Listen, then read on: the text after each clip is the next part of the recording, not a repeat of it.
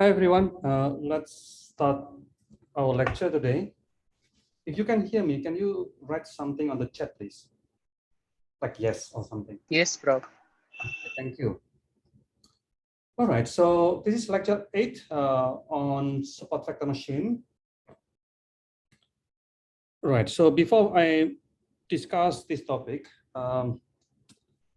let's do some quick recap. So previously we discussed about a few things. One is PCA, and we're discussing PCA in terms of face recognition face recognition, and this one is known as Aegon faces, and we also learned a bit about NMF, which is non-negative matrix factorization.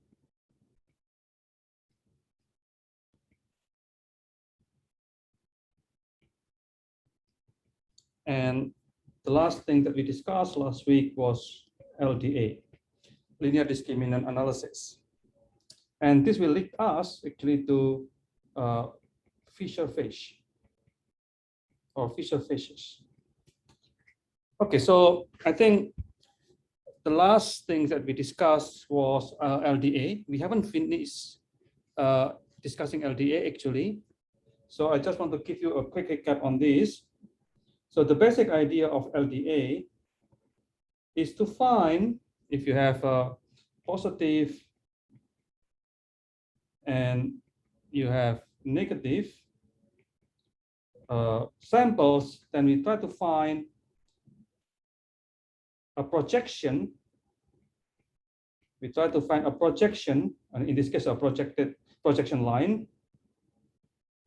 So let's, for example, this one will be the best projected line, presumably. And we try to project the data into that space.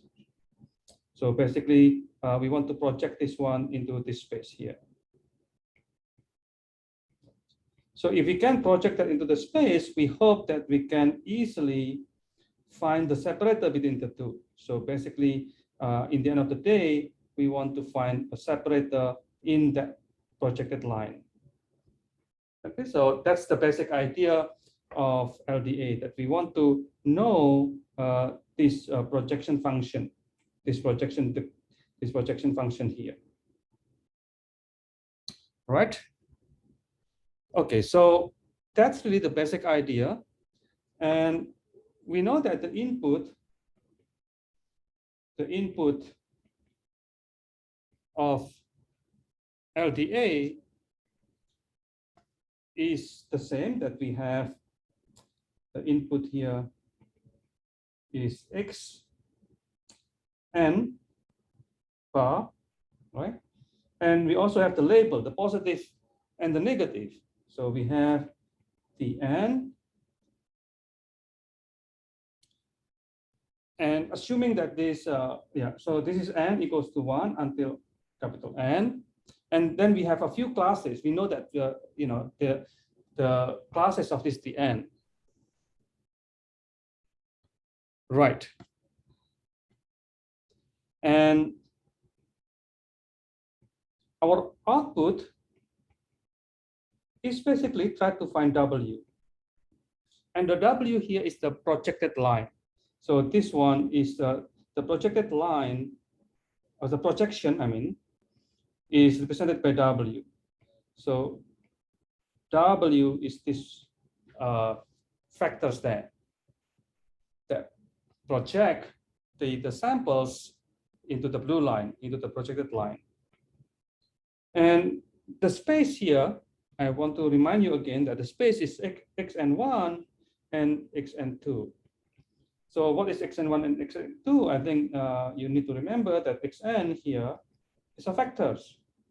And we have xn1, xn2, and up to xn t. T is the dimensionality of your data. So your data is t by 1. Any questions so far?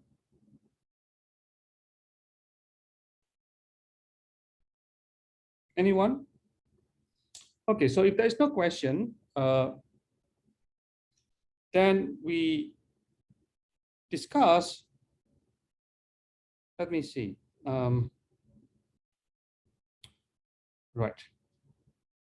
So then we discuss about Fisher's criteria. So in Fisher criteria is defined is quite intuitive that we want to find W, of course, the W is the ultimate output.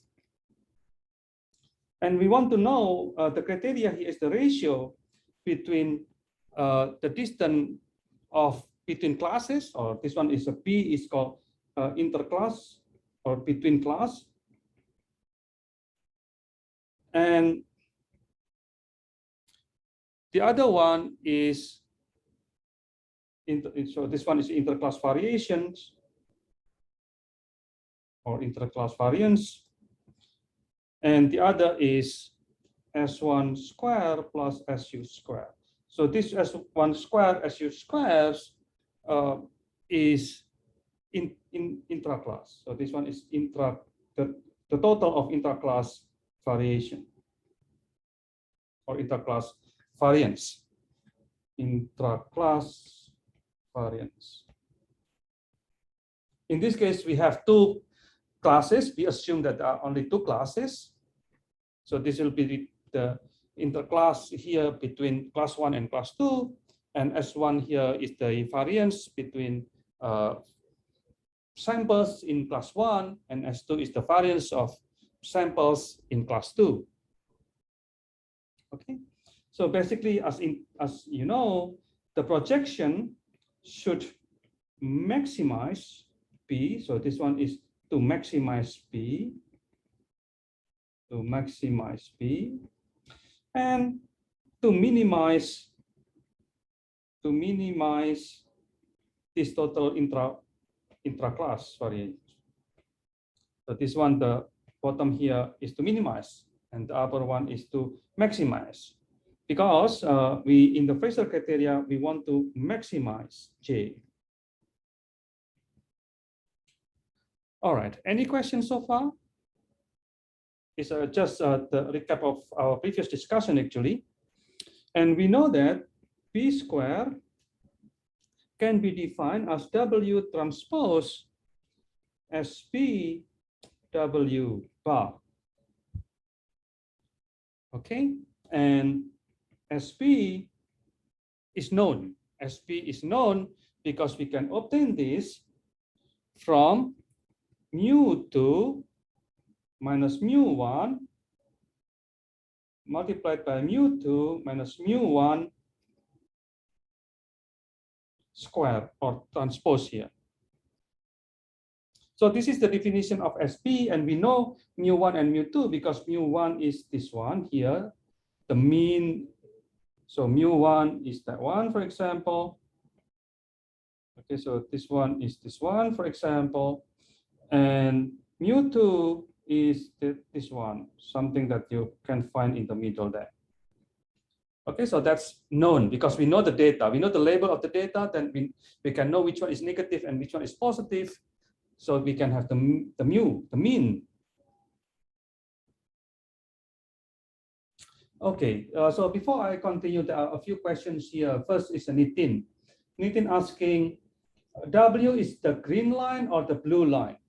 Okay, so again, as I mentioned, W is the projection. So W here is what? What is the answer? Anyone can answer the question from Nitin?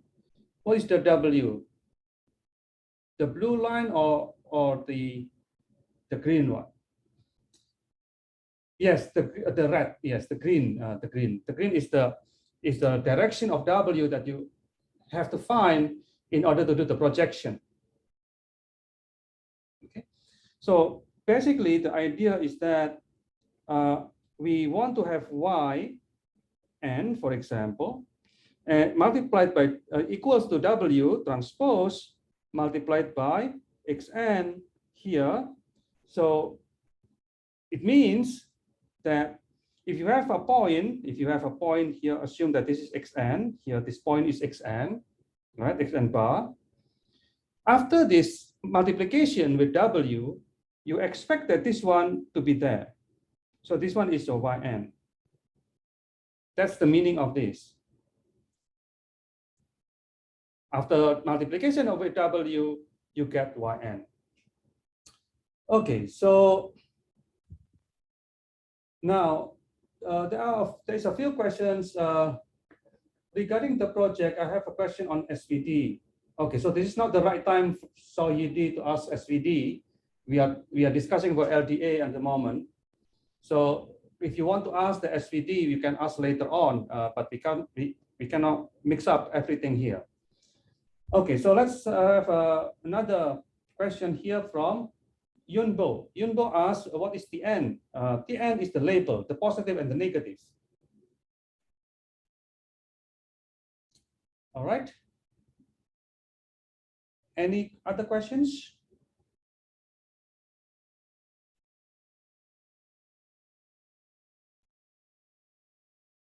Okay, so if there is no questions, I will continue here. So basically, this is the equation, the first equation that is quite important, and we know that this one is known. So we know that this one is known. But we do not know W, of course, because that's something that we want to find. If we know W, then we can have the projection. All right, so there is a question here from Takrit asking about the dimension of yn remain the same as xn. So if you look at here, Takrit, you have to look at this. What is the dimensionality of the xn? Anyone? What is the dimensionality of xn?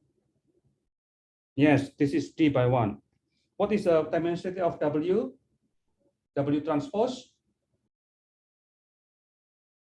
Yes, this one is a factor, so it's always 1 by d. So this one is 1 by 1. Okay, any other questions? Okay, so if there is no questions, I will continue. Again, this is just a recap, right? And we discussed this actually last week. So now the question is, we have to define S1 square plus S2 square as well. And this one is equals to 1 transpose as W multiplied by W bar. And as W is defined, is quite long here, sum for class 1. So this one is from T, because we know T, we know Tn, we know the class. Then we have Xn minus mu1 multiplied by Xn minus mu1 transpose. So this is a square, basically. Let me see if I can have some more space here. Plus sum of class 2 Xn minus mu2 multiplied by Xn minus mu1, mu2 transpose. Okay, so this is the definition of SW. You have to keep in mind that this Xn only belongs to C1. This Xn only belongs to SC2. So, and we know the class, we know T, we know Tn, so we can decide this one. Okay, so SW here, if you look at this equation, this one is D by 1, this one is 1 by D, this one is D by 1, this one is 1 by D, so SW is D by D. The same SP is also D by D. All right, any questions?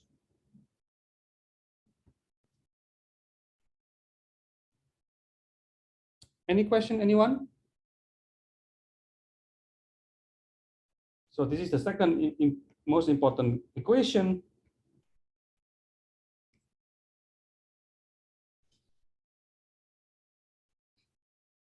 And if we combine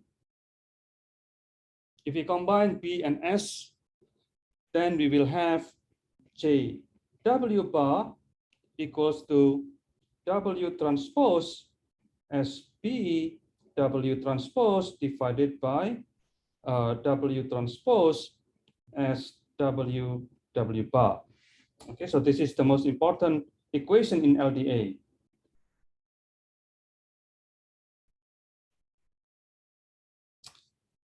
Right, so let's start from here now.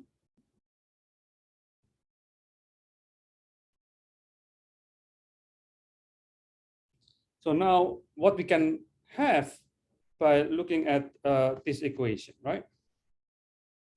So again, we want to maximize this. We want to maximize this to maximize. So to maximize means what? We have to do maximization, right? We have to do maximization here. And maximization, we know that dj dw must equals to 0. So this is the idea of maximization or optimization. And we have to use, remember here, recall that dxu divided by v equals to v du minus u dv divided by v squared. So we have to use this equation. U here equals to that one, v equals to this one. All right. So we have to do the mathematics here. So I will not do the whole mathematical equations. So you can look at the lecture note for this. And in the end of the day, we have the equation as follows. So we will have W transpose as W bar multiplied by SP multiplied by W bar equals to W transpose SP W bar multiplied by SW and W bar. So again, this is something that we do not know. So this one is, we do not know this one, we do not know, we know this one, we know this one, we know this one, but we do not know about W. We do not know at all about W. Okay? Right, so if you look at the dimensionality here, so basically this is known, and this is also known. So if you look at the dimensionality, of course, this one is 1 by 1. This one is a d by d, and this one is a d by 1. The same here is 1 by 1, and this one is d by d. This one is d by 1. Right. So let's assume because we do not know this 1 by 1, but we know that this is a scalar value. So now let's assume that this unknown 1 by 1 is equal to C1. So then we have SP multiplied by W bar equals to C2 SW multiplied by W bar. Okay. Any questions so far? Okay, good. And we know that if we can define some C equal to C1 divided by C2, for example, so we can write this one become SW W bar equals to C1 divided by C2 SP W bar. And C1 C2 equals to C anyway. So we defined that already. So this one equal to C. All right. So in other words, if we want to define W there, so W equals to C multiplied by S W inverse S P W bar. All right. Any questions so far? No questions? Okay. So if there's no questions, so we can do a bit of manipulation here. CW minus inverse SP. Recall that SP is defined in this way, right? SP is defined in this way here. That's SP. Mu2 minus mu1 square. So we can replace that one with the definition mu2 minus mu1 square.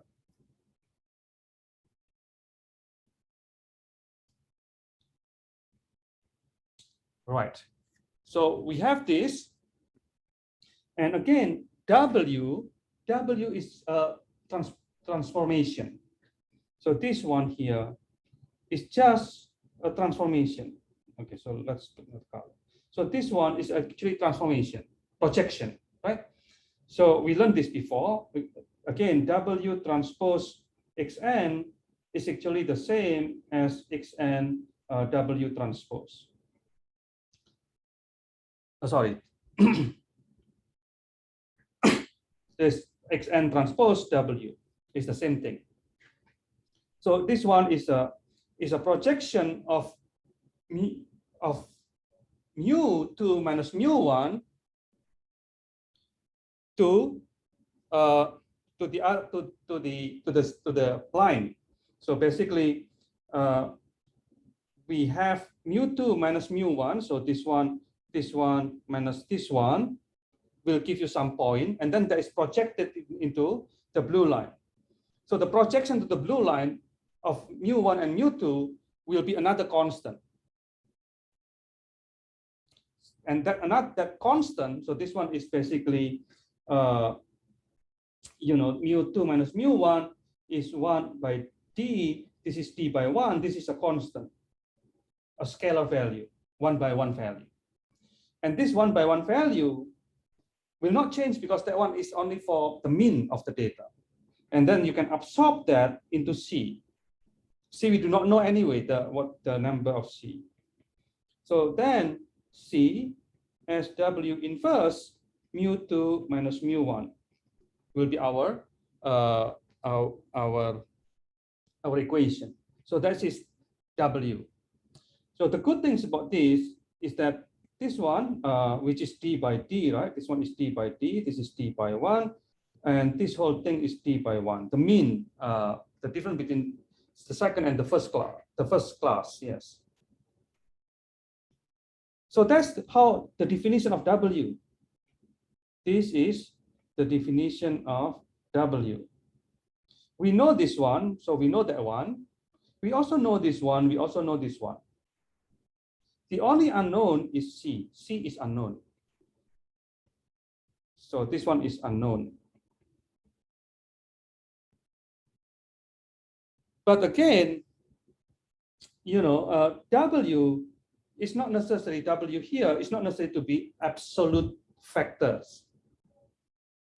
Means that we only want to know the direction anyway. Okay, so in that case, if we just want to know the direction, then we can normalize this. If we do the normalization, become a unit factors. So that if we can make W bar to be a unit factors, then we know the direction. We know which direction here that we have to project our points.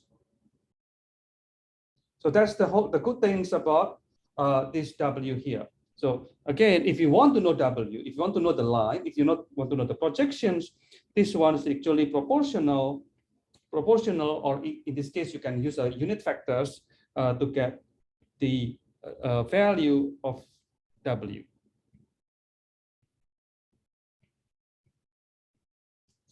Okay. Any questions here?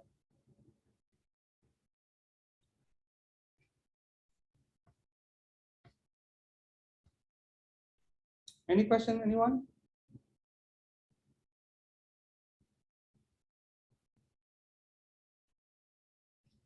Okay, so if there is no questions, this one we assume so far, we assume only 2 classes. What happens if you have multiple classes? So now what happened with multi-classes LDA? Okay, so for multi-class LDA, we have y k. K is the projection of a certain class. For example, y1 means that the projection with one for class 1, right? And wk is the projection for that class. And if we do it for all classes, for example, if we have k classes, so we have k classes or c classes. So C will be better. We have C classes. Then we will have projection, the number of projection. The number of projections will be C minus 1 projection. So in other words, K, the projection, the number of projection will be C minus 1. Okay, so for this case, we will have, if we do for all classes, for all projections, y equals to W transpose xn. So again, y is k by 1. So this one is k by 1. W transpose will be k by d, and xn is d by 1. Okay, so that's the dimensionality. Right. So there is a question from email. Just want to confirm xn bar is d by 1. Yes, this is d by 1. Xn bar means we are talking about in image 1 only, right? If we factorize image. So we don't really talk about image here, email. We just talk about factors. So whenever I write a bar here, something with bar means it's factors. So this is the factors. If you have an image, with high and W, as I mentioned, we have to do factorization. So we have to do factorization in order to get this. Okay, so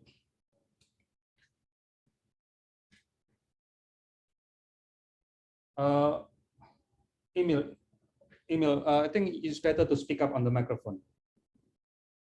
No, Prof. I was just asking, like, if we take this assumption as an image, one image, so this d by 1 is one image, right? If we just take image as a context. This one is one image, yes. It's one image. So one image. As so, I mentioned, this is your yeah. image here. Correct. And then you do the factorization. Yeah. And then so, you can get xn, right? So if assuming that we have multiple image, then the dimension will increase. We are not talking about multiple image yet. Okay. This is only for one image. So we are now classifying different images. No, we're classifying different one image to different class. Something like that. Well, we do the projection multiple times. So if it is projection one time, one class projection, it will be that this. You can imagine in this way. So basically, we just take one image, factorize, and then we do a variety of projection to find which class is supposed to be. Yes. Okay. Yeah. Okay. So we don't really do yet any calculation here. This is just a, if you assume that W is known, then we can do the projection for one image. So the problem is that, of course, we do not know W. We do not know W here. Okay, so we cannot do projection at this point of time. Okay, so basically, the idea is that we will have multiple images. If you want to talk about images, we have multiple images. Then the first thing is that this one, you have to find the mean of your images.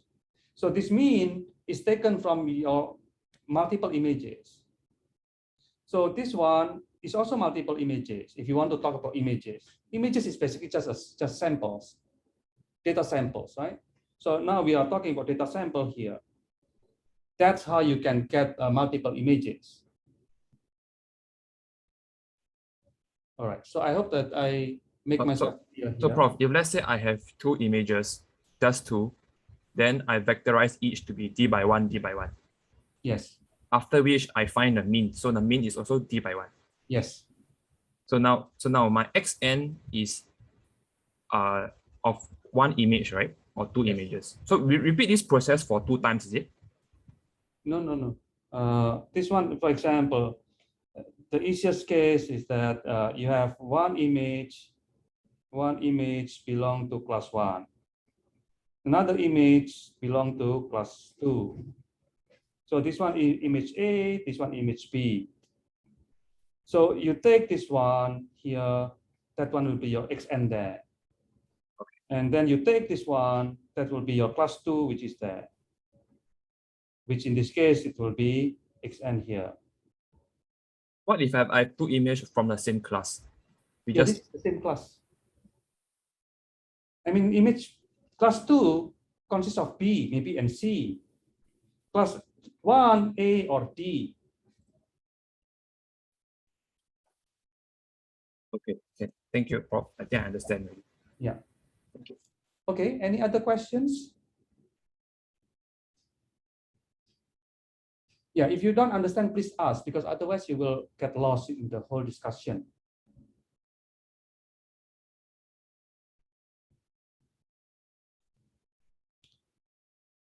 Okay,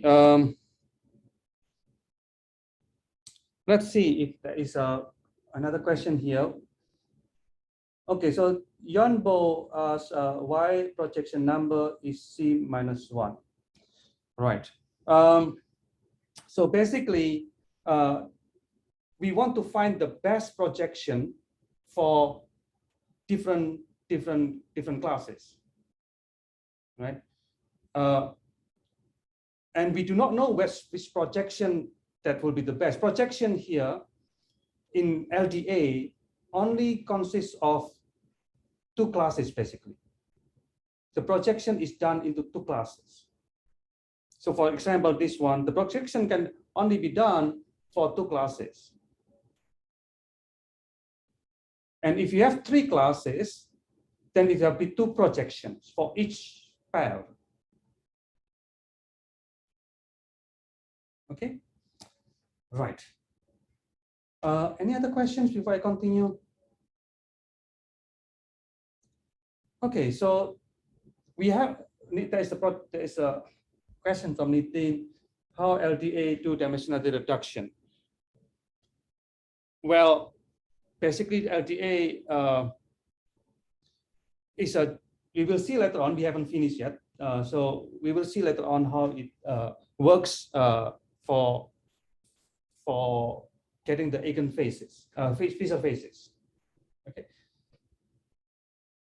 Basically, LDA is actually not for dimensional reduction, but we will see later on. So we haven't finished this. So this one, LDA is actually for classification. In this case, it's used for classification so far up to this point. Okay. Right. Okay, so now we have, if we convert this,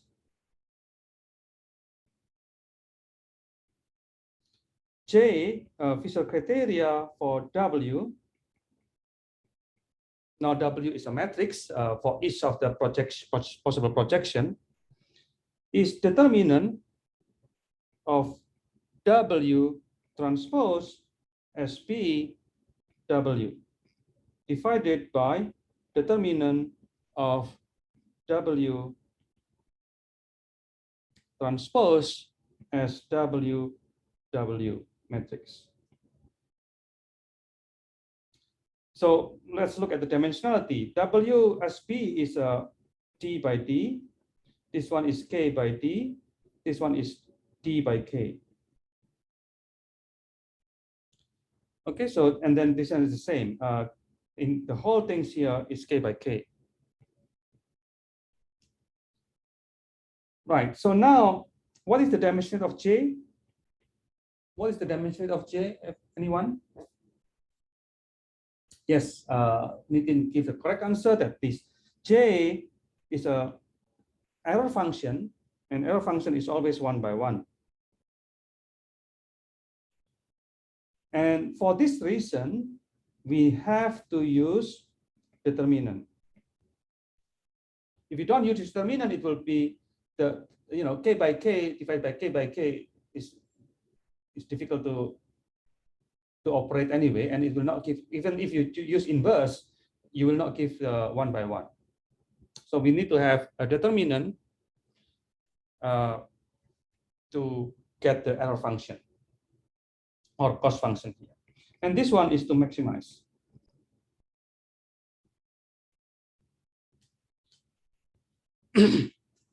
Any questions so far?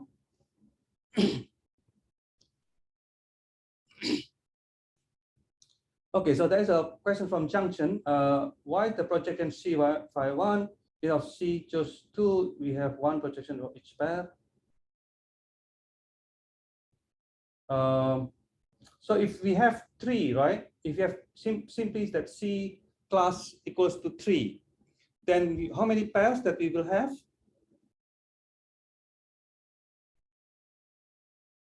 Junction 2, yes. Does it answer your questions?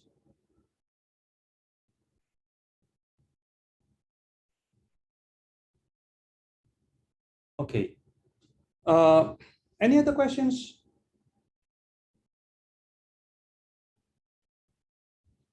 All right, so,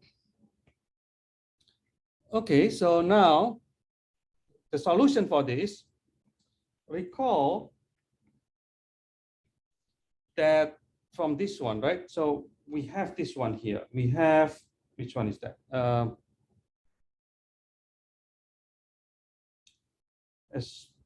Yeah, we have this one. We have this equation here. Let me indicate to you. We have this equation here. So let's use that equation.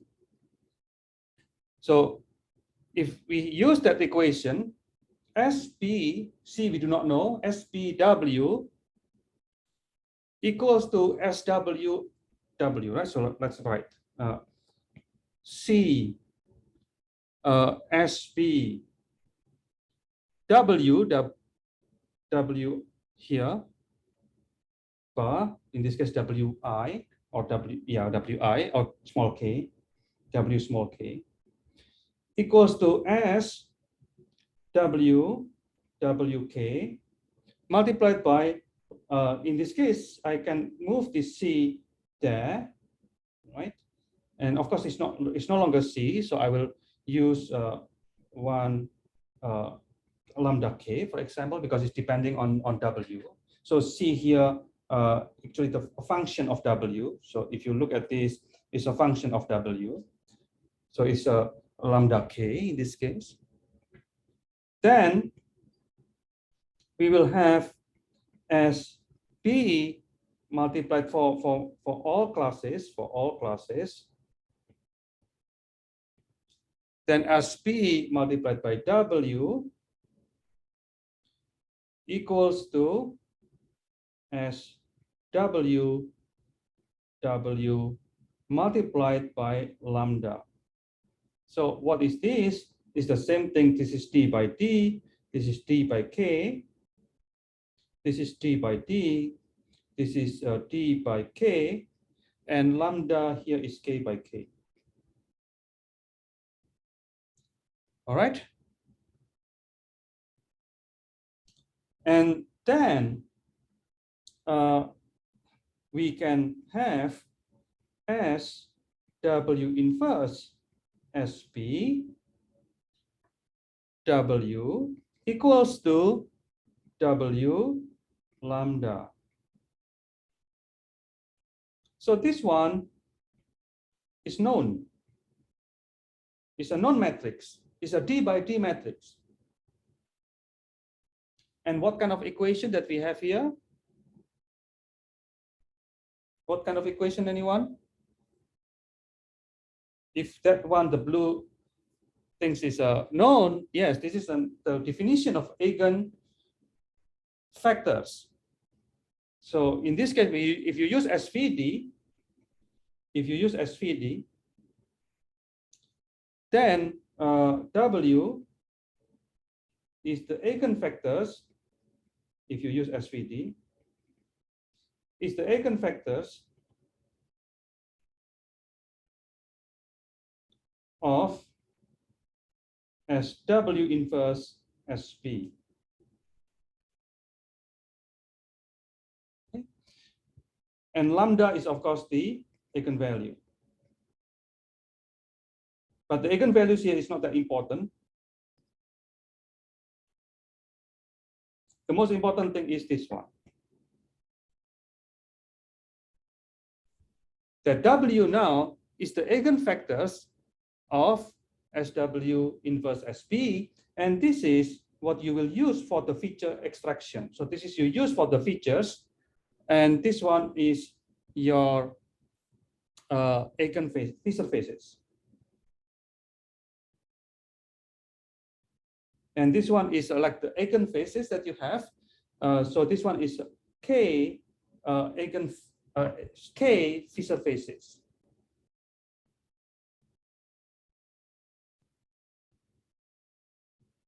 So K here for face recognition, it depends on the number of what. So K here is a representing what? K feature phases means what? What is K here in for face recognition? K here represents what? Yes, what does it mean by class?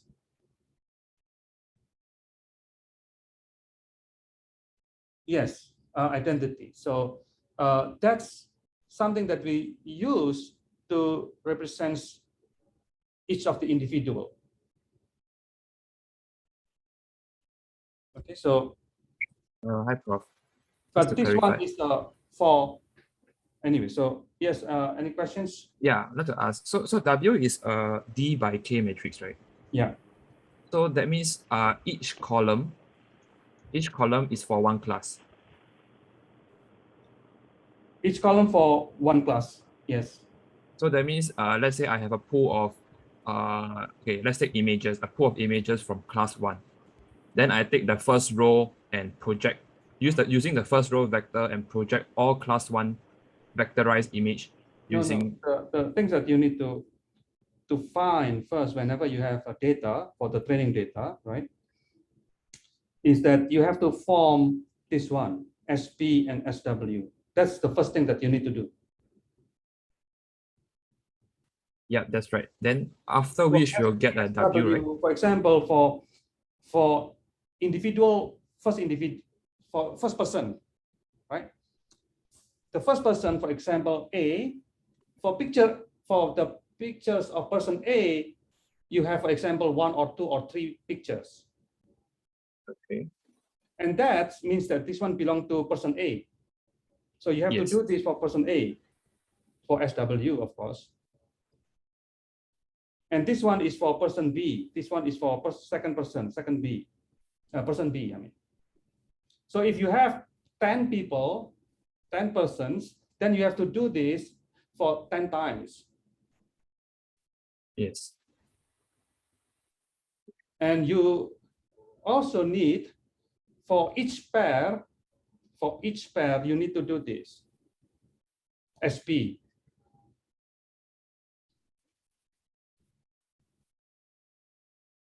Each pair means let's say okay, yeah, 2 person. So you do this SB. Yes. Let me think about this. Let me think first.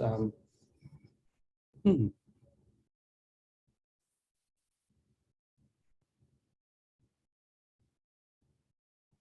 So if I got 10 people in image in one subject, okay, it means this person A, he take 10 pictures of himself.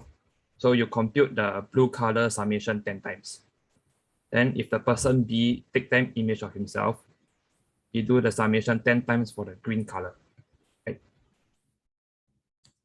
Yes. Let me think about this, and I will get back to you later on. Yeah, sure. I need sometimes to think about this. Okay, so anyway, so mathematically, this one is the description here. So then you will get W as the using SVD to get the phi surfaces. And yeah, so if there's no questions, I would like to move to SVM because SVM is much more. Hang on, Prof. I have a question for this SVD thing. So I'm asking, right? You're applying SVD to W lambda, is it? SVD to on this on You this. circle the part. You're applying SVD to the purple one, correct? This one, that one I indicate now. So I'm asking for this SVD. Is it we use full SVD or the reduced SVD? What do you mean by reduced and full? Because I find it on NumPy that there is two kinds of SVD. One is for full SVD, two-dimensional, and the other one is for two-dimensional reduced. I don't understand that one. But anyway, so this one is a already square matrix. So this one is a D by D. So you can just apply any SVD for square matrix. Okay. But I suppose SVD there's supposed to be three matrices, right? Is it SSW? No. SVD is, as I mentioned, we discussed this last week. SVD, for example, if you want to have A is your S, W inverse SP. So SVD means that A as U feed U SVD U D and V transpose. Yeah. So how do you apply this UDVT to this? This SVD. This one is called SVD. This operation is called SVD. Okay. So the SSW inverse and SS multiplied by SSB, is it the A in this context? No, this is A. This is A, right? Yeah. So according to this equation, you just shift the W over to the other side, is it? No, I don't shift anything here. So this one, if you have A, V, or A, whatever, so let's call it W, A, V equals to lambda V. This one is Aegon Factors, eigenvalue definition. This is definition, by definition. Okay. So how do you make it to only one subject, which is A? So you shift the V over to the other side, which is the right hand side, is it? Sorry, I think you don't understand what we are discussing here. Okay, so I'm not really sure how to answer your question actually. But anyway, so I will try my best. Prof, I think I know how to answer him. Sorry? I know how to answer his question. Oh, okay, sure. So basically, it's very simple. So the purple color that Prof highlight, right? You just take that thing, right, and then throw into the function SVD. Then you vomit out the UDV, UDW. Yeah.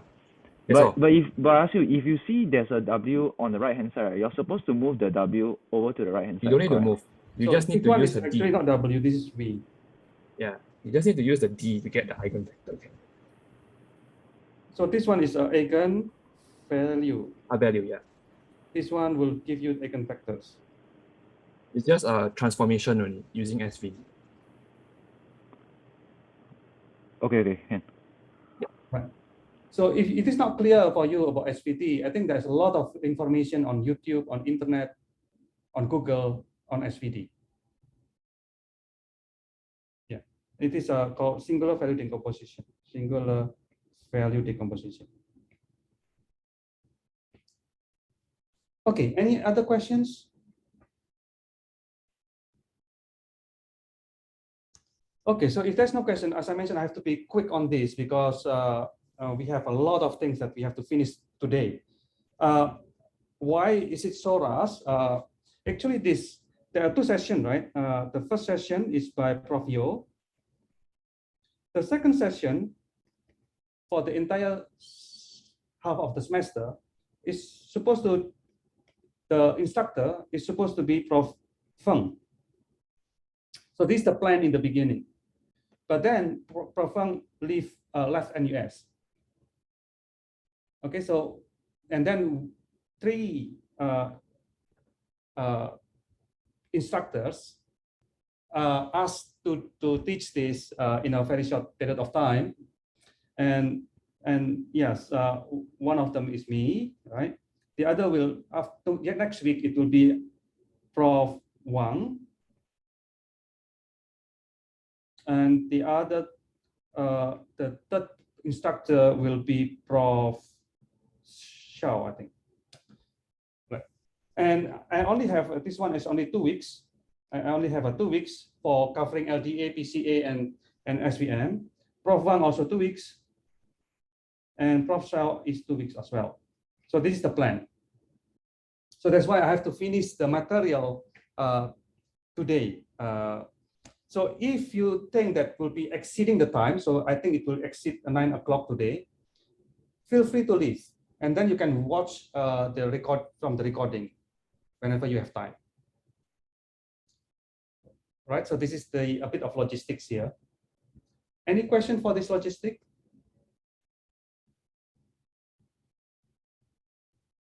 Okay, so yes, so this is the case. But we don't change the material. So the material is already prepared by Prof. Feng, so we just follow the material. So there is no change of the material. Okay, anyway, so now let's discuss about SVM, support vector machine. This is a bit heavy, mathematically much heavier than the previous discussion. So if you have question, please ask, because there's a lot of mathematics here. Okay, so SVM is support vector machine, is a classifiers. So this one is to use for classification. LDA is actually classification techniques as well, but in our case, in our especially for your assignment, is used for feature extraction, for getting the eigenfaces. Okay, so and once you have the eigenfaces, you can get the parameters. In that case is lambda, right? But lambda here will change because in the testing you don't really use the lambda in the training. You have to find based on the eigenfaces that you already have in the training. You have to find the parameters for each individual in the testing.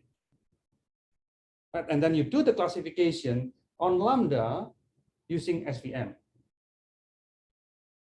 So that's about the assignments. So in the end, we only use SVM for classification. All right. So let's discuss about this SVM.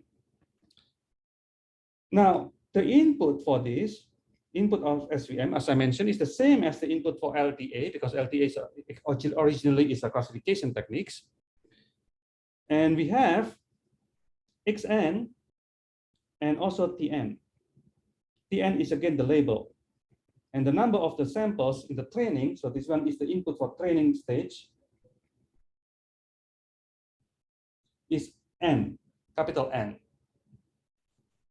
And this XN is D by 1, is a factor, and this one is 1 by 1.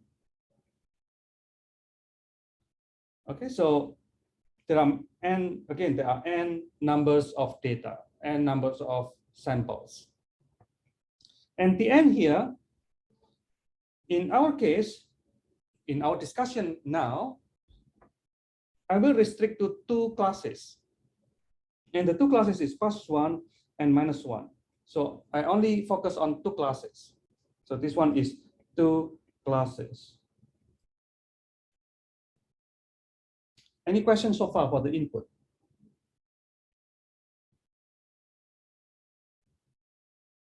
Okay, so if there is no question for the input,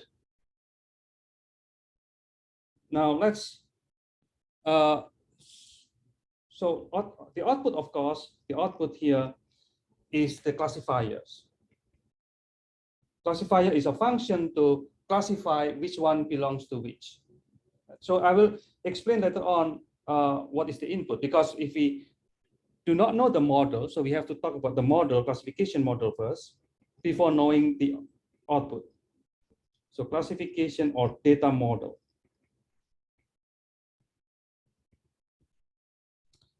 The data models means that there is a Tn here, and on the other hand, and on the other hand, on one hand we have Tn, on the other hand we have xn bar, right?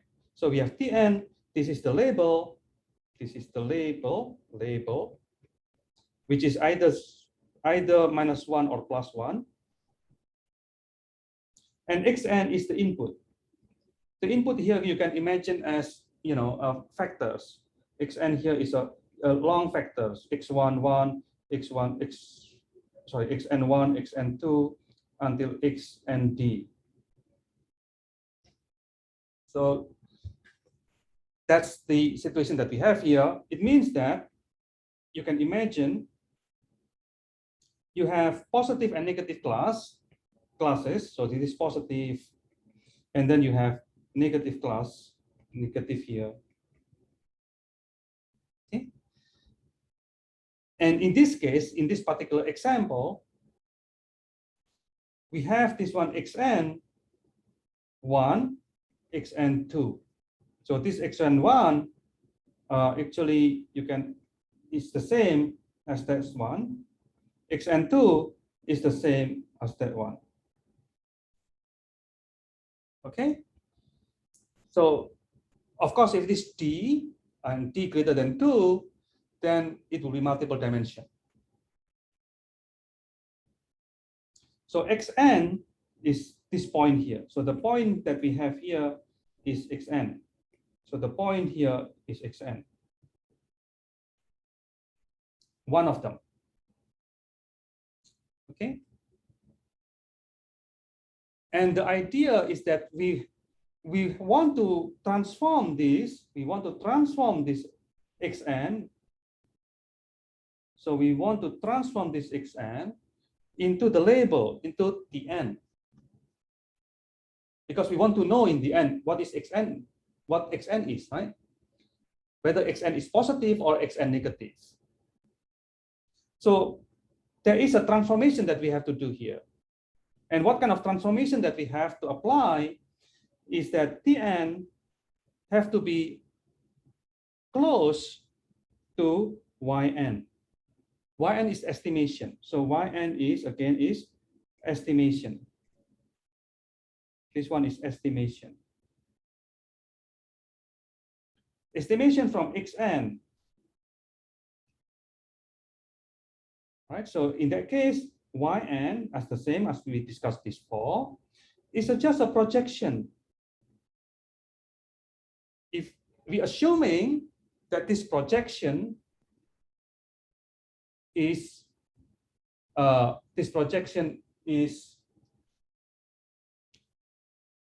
let me think. The projection is linear because the whole things here is a linear equation. So this one is a linear equation or linear function.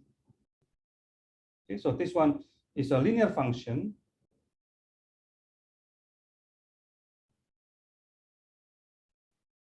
And because it's linear function, then the projection will be only linear. It means that in the end of the day, we want to have a linear line separating the two. So this is the idea of classification, right? So we want to have a linear line that can give us the idea where the location of the two classes. In the end of the day, by this transformation here in the green box, we want to transform xn into positive or negative, into positive 1 or negative 1. So yn here is the same as tn, should be either positive or negative, positive 1 or negative 1, positive 1 or negative 1. Is that clear? Any question here?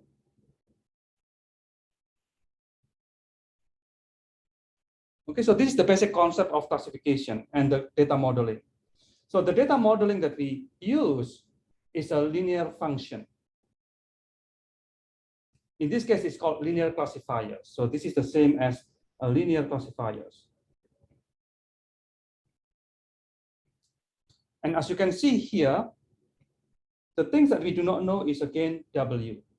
If we know W, then we can know the line, the red line. So again, here, in the end of the day, we want to get W bar, the classifier. Okay, so what is the main idea of support vector machine? How it is different from other methods? So now imagine that you have points. So let's imagine that you have points, and your points here, something like that, something like this, right? And you have another points, for example, like this. The green is a negative, for example, negative 1, and the blue is positive 1. So this is a negative class, and the blue is a positive class. So as we know that we want to find a line, and this line, for example, should be in between the blue and the green classes. Okay, so let's move this a bit so then we can, it's not cluttered.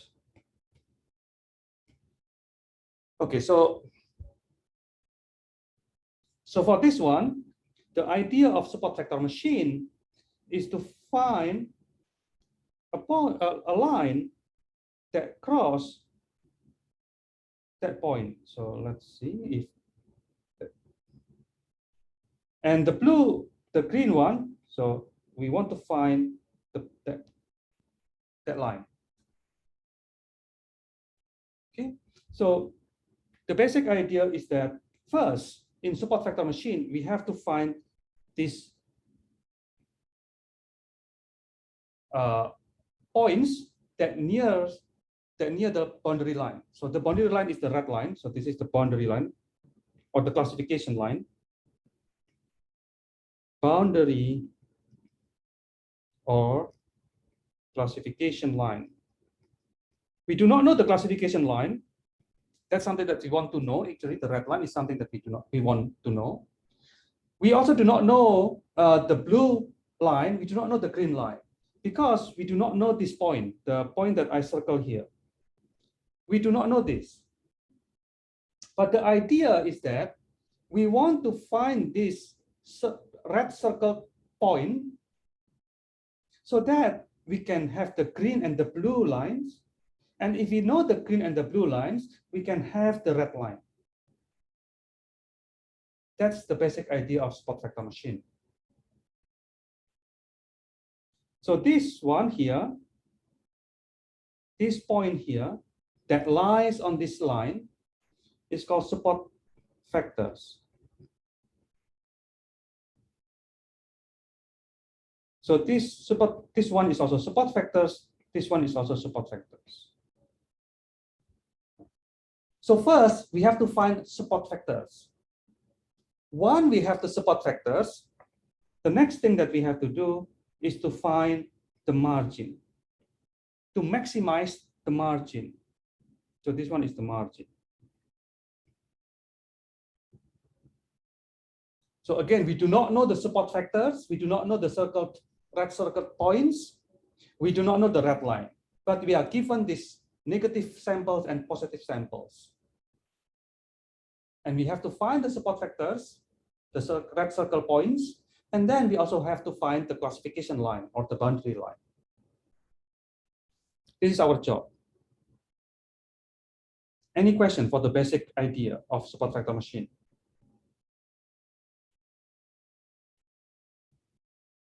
Okay, I think it's clear, right? The motivation here. Okay, so there is a question from Nitin. Why do we maximizing the margin? Well, that's the basic idea of support vector machine, because if we maximize the margin, then we can have the red line in the middle of the blue and the green. So basically, we want to find the something in the middle between the blue and the green lines. Okay, any other questions?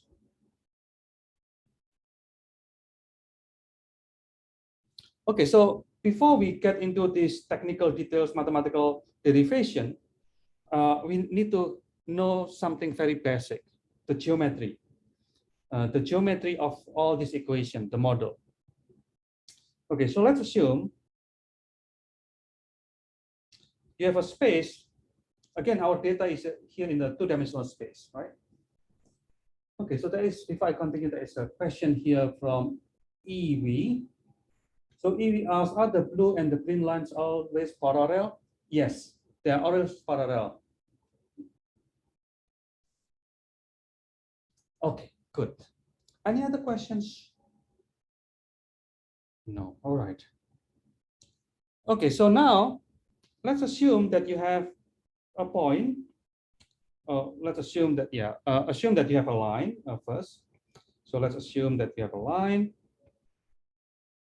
And on this line, let's assume that you have points, 2 points, XA and XB.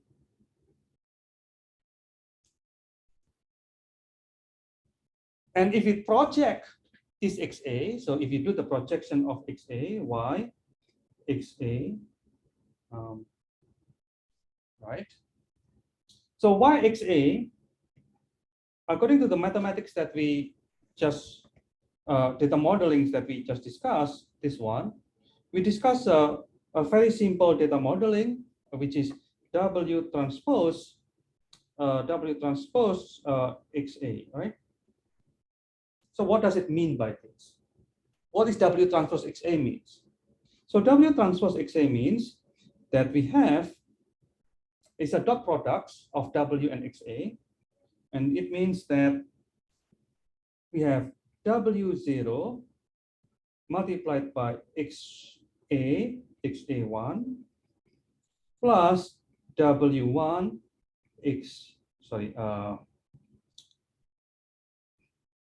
so let's see in this way, XA0, WA, upper index 1, plus W2 XA index 2. Of course, this is plus plus up to the higher dimensionality. Okay, so let's assume that we only have up to X2. It means what? This one, it means that if this one equal to 0, assume that this one equal to 0, right? What kind of equation it is? Oh, by the way, this one is X1, X2. So what kind of equation is that? Anyone knows what kind of equation is this? Yes, Nitin give a correct answer. This is a line. This is a line. Why this line is because we can write it in this way, W0 plus multiplied by 1. So assume that this is multiplied by 1. XA0 is equal to 1, for example, plus W1, XA1 plus W2, XA2. And this one here is actually the axis, and this one is actually this axis, y-axis. So in other words, we can write this down into W0 plus W1 x plus W2y equals to 0. This is line equation, right? You know this one, right? This is the same as ax plus by plus c equal to 0. They're the same. They're the same thing.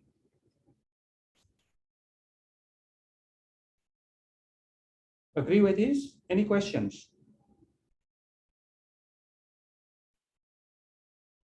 So if I continue this one, so example, if I continue this one into plus W3 XA3, what happened then?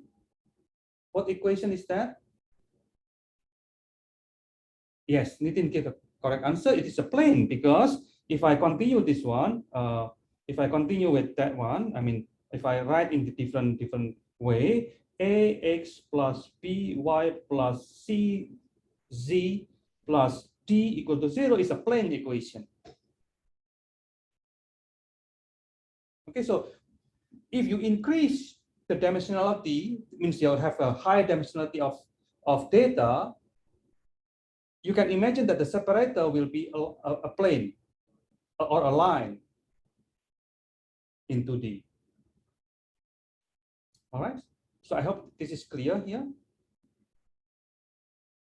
Yes, there is a question from email that XA0 is always 1. That's correct. So this one, if you use this equation, then XA0 is always 1. So this one, if you want to write this, let me see.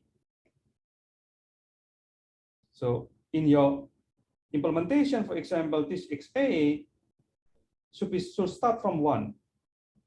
And then you have XA1, XA2 until XAD.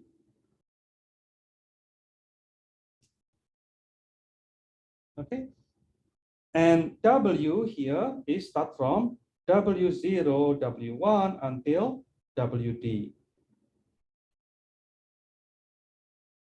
Okay, so the dimensionality of this W, the dimensionality of this W is D1 by D because of the transpose, and this one is D by 1. Actually not D by 1, but so this one is actually D plus 1 by 1. This one is 1 by D plus 1. Okay. Any questions so far? Okay, so there is a question on, I'm not sure if it's question. This is bias. Yes, X0 is a bias, it's offset. And then Arunafa, perhaps there's a question here. Red line is a line for one dimension and plane for multidimensional. Yes, line is for two-dimensional data. And plane or hyperplane will be for multiple dimensions, more than 2, when the dimensionality D is more than 2. Okay, any other questions? Okay, so if there is no question, let's see now. Let's have some space actually, because I don't have space anymore. So, okay. So we know that y XA equals to what? For our case here, y XA equals to what? If W is this one, if the W is the parameters of that line, y XA equals to what, anyone?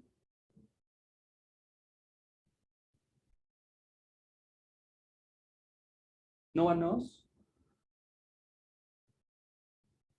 Well, this one equals to 0.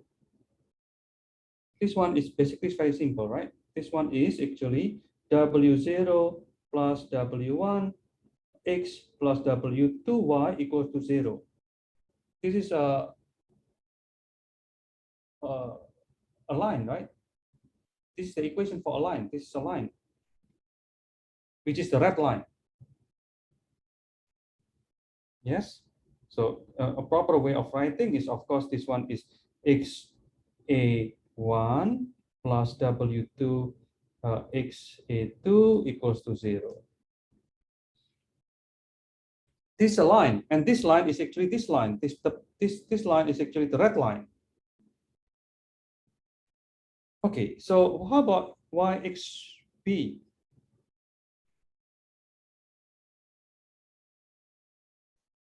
Yxp equals to what? Anyone? Yes, that's correct. Many of you know that this one equal to 0 because the point is lying on the line. If the point is lying on the line, then the equation it will be equal to 0. Right, so that's the basic idea that XA and XP lie on the red line. So that's why this equals to 0. Okay, so anyway, are there any questions so far? If you're confused, please ask, because this is very important for the rest of the discussion. Again, if you're confused, please ask.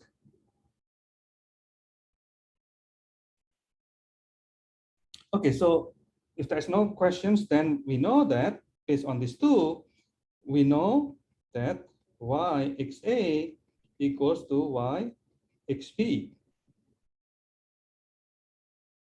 And yxa means that y, so this one is the same as yxa minus yxp equals to 0. And yxa is W transpose xa minus W transpose xp equals to 0. And W transpose xa minus xp equals to 0. So now, what is this? What is xa minus xp? What does it mean by xa minus xp? Anyone? Distance, but in this graph here, in the graph that we have, what does it mean? Well, it's very simple, right? Xa minus xp. It's like a primary school kind of question. Xa minus xp. What is that? If you look at this diagram, you will see, right? Xa minus xp. It's a factors. Yes, it's a factors. This simply this line, right? The segment, the line segment. Correct? That's the line segment, right? And if it is line segments and W transpose the line segment equal to 0, then what is W then? This is the same as what? This is the same as W dot product with the segment. And the segment here is XA, for example, if it is XT. So let's assume that XT is actually XA minus XP. Okay. So XW dot product XT equals to 0. So what is W then? Where is W? If I have to draw W, what is W here? Yes, that's correct. It's normal factors or perpendicular to the green line. So this one is, if you do not know this, it is actually W, the magnitude of W multiplied the magnitude of XT cos what? Cosine what? Cosine something equal to 0, right? Then theta equals to 90 degrees.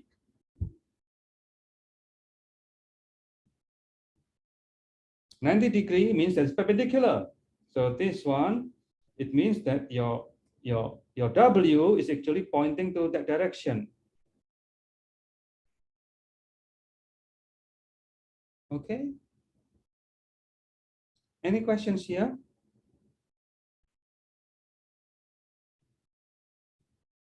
Anyone?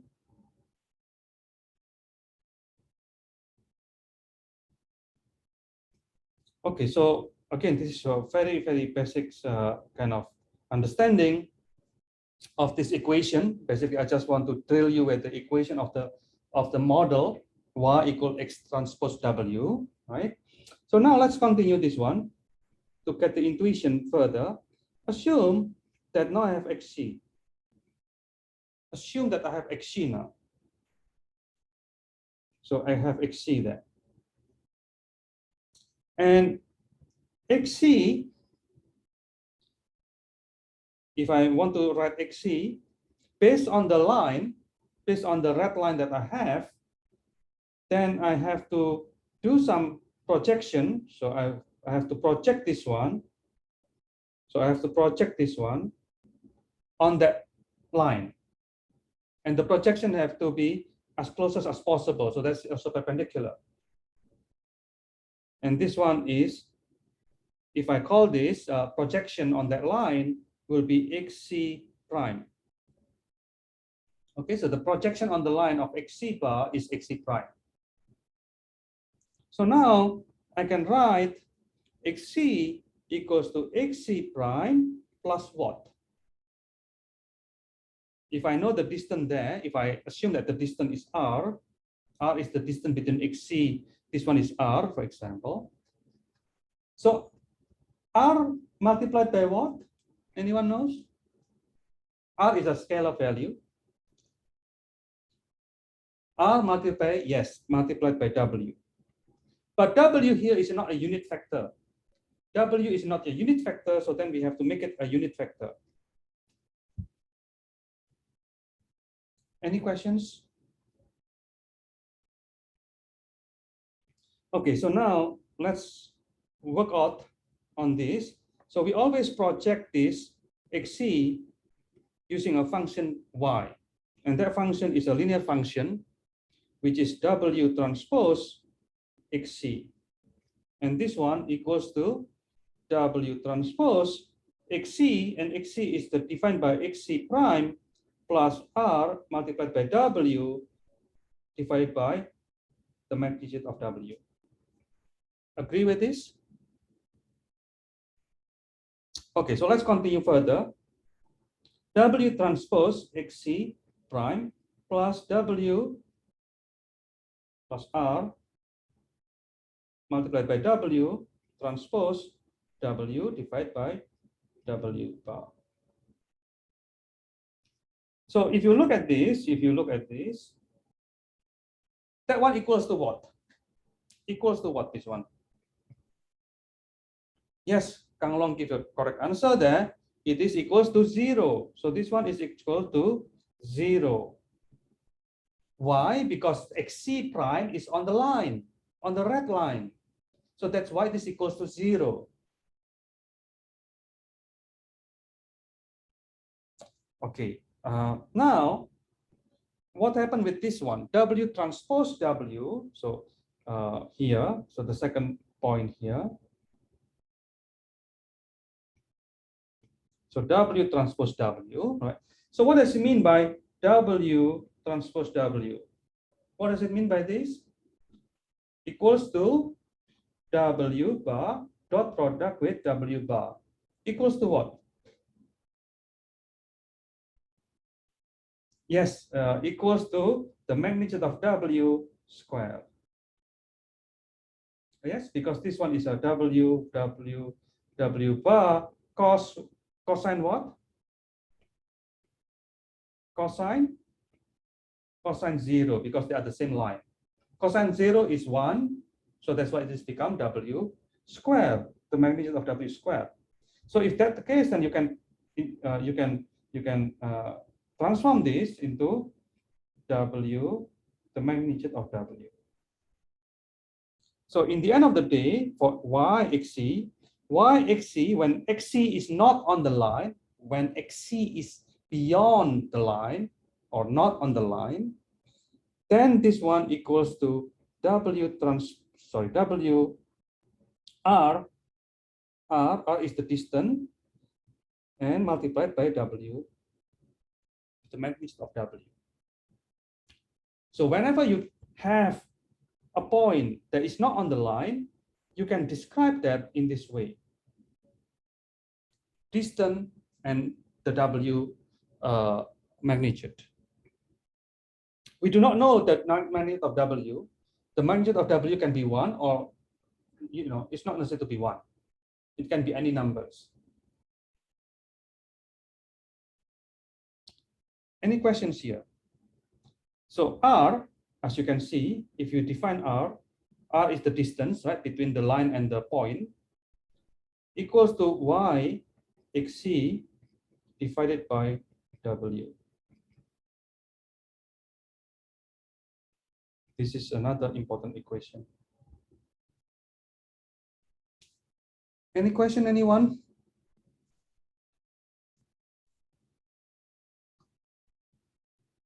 Emil asked, what is about direction? I don't understand your question, Emil. Maybe you can speak up on the microphone.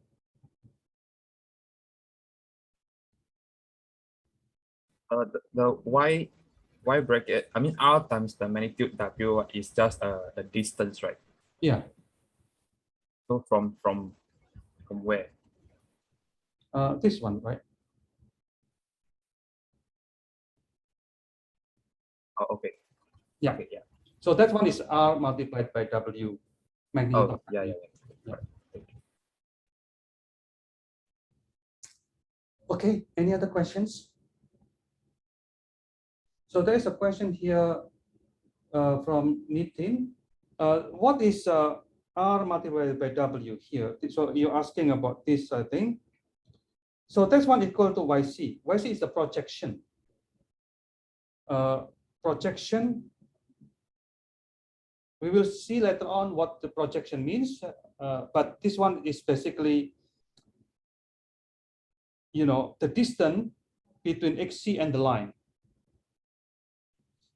Y equal to 0, if Y equal to 0, if Y equals to YXC equal to 0, where is XC? On the line. So this one is equal to 0. If XC equal to 0, that one equal to 0 means that the distance will be 0. If YXC is not equal to 0, equals to 1, for example, then there are W. So if, for example, if I define the label equals to 1, then R multiplied by W bar equals to 1. Prof, it can be on will be 1. It can be on the other side, right?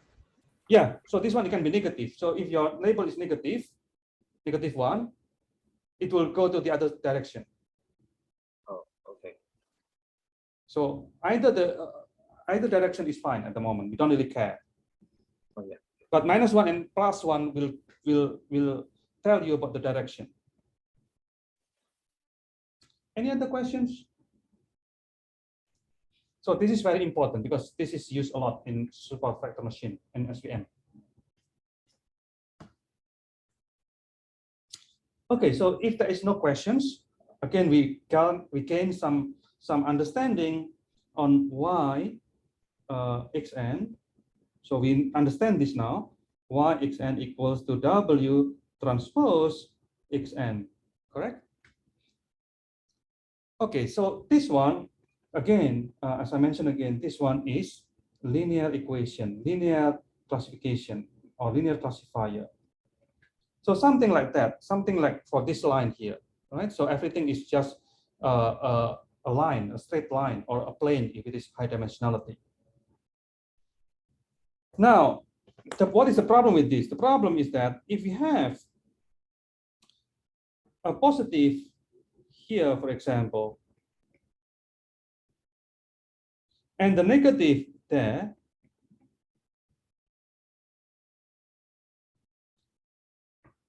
what kind of classifier that we have?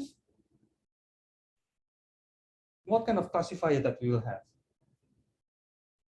Yes, it's a nonlinear classification. It's not necessary to be quadratic because I can make it complicated here, right? So then you can have something like this, perhaps. So it's nonlinear. Nonlinear means that it can be, the shape can be funny like this. And for this problem, you cannot use this one. You cannot use this one anymore because this is linear. It's just line. And this is the separator, the classifier is not linear anymore. So how we solve this problem? So there are many different solution. One of them is to modify this one to be nonlinear, but that will be not SVM. So SVM still think that a linear equation, linear model is the best. So if this keeping the linear equations, what will be the solution, right? The solution is try to increase your dimensionality. So this one is again x1, this one is x2, or x and y. We increase the dimensionality means that we want to have a higher dimensionality. So this is the basic idea of support vector machine, that we have to work in higher dimensionality in order to avoid or prevent non-linearity of your separation.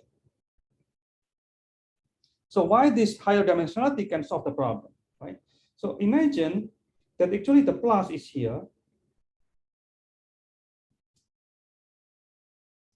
and the negative is actually there. But you see this, you see this projection through this eyes here, through this view. If you see in that view, you will get this kind of distributions. But if you keep in the higher space, you might have a plane here. And this plane will separate between the red and the blue. So higher dimensionality gives you the chance to keep the linear function, to keep the linear classifier. And it is not necessary to be 3 dimension. It can be 4, 5, 6, 7, even hyperdimensionality, infinite number of dimensionality. So in other words, higher dimensionality, higher dimensions of space address the problem, higher dimension of space addresses the problem.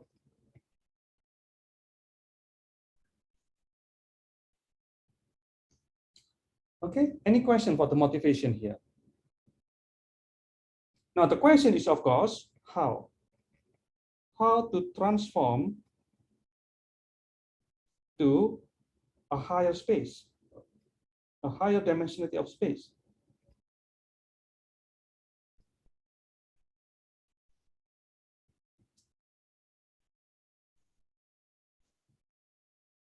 So before we discuss the answer for this, any questions?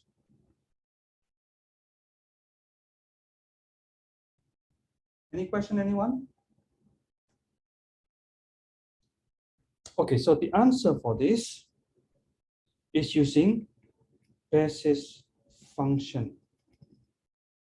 How many of you know about basis function? Can you say yes if you know basis functions? Can you write yes on chat, please, if you know basis function? None of you know about basis functions, so this will be hard. But anyway, I will try my best. Basis function is like, how many of you know about Fourier transform? How many of you know Fourier series or Fourier transform? Okay, that's good because you are engineer from engineering, so I guess you know Fourier transform, right? Fourier series. This Fourier series or Fourier transform has basis, right? Has the base, has a base function. What are the base function for Fourier transform? What is the base function? The function that you use, yes, sine and cosine. So the base function is sine and cosine, means that you use sine and cosine to describe all possible functions. So all function can be described using sine and cosine, right? That is the concept of basis function. We want to use the basis function to describe your function, any function. Okay, so that's, just keep that in mind. This is the same concept as Fourier series or Fourier transform.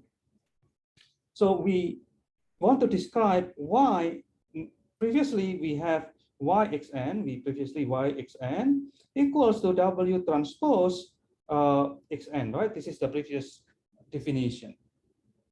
But using basis function, we change this into phi, and phi here Xn. We change that into a function phi. A function phi here, you can imagine as a Fourier function. Okay, so this is basis function. And in this case, is it actually the same again, that we have W0 multiplied by 1 plus, now we change the dimensionality because the dimensionality is a bit different. So previously we have D plus 1 or D by 1, D plus 1 by 1, right? And this one, phi, is actually M by 1, and M greater than D, because we want to transform into higher dimensionality. And this one, W, now become 1 by M for the transpose.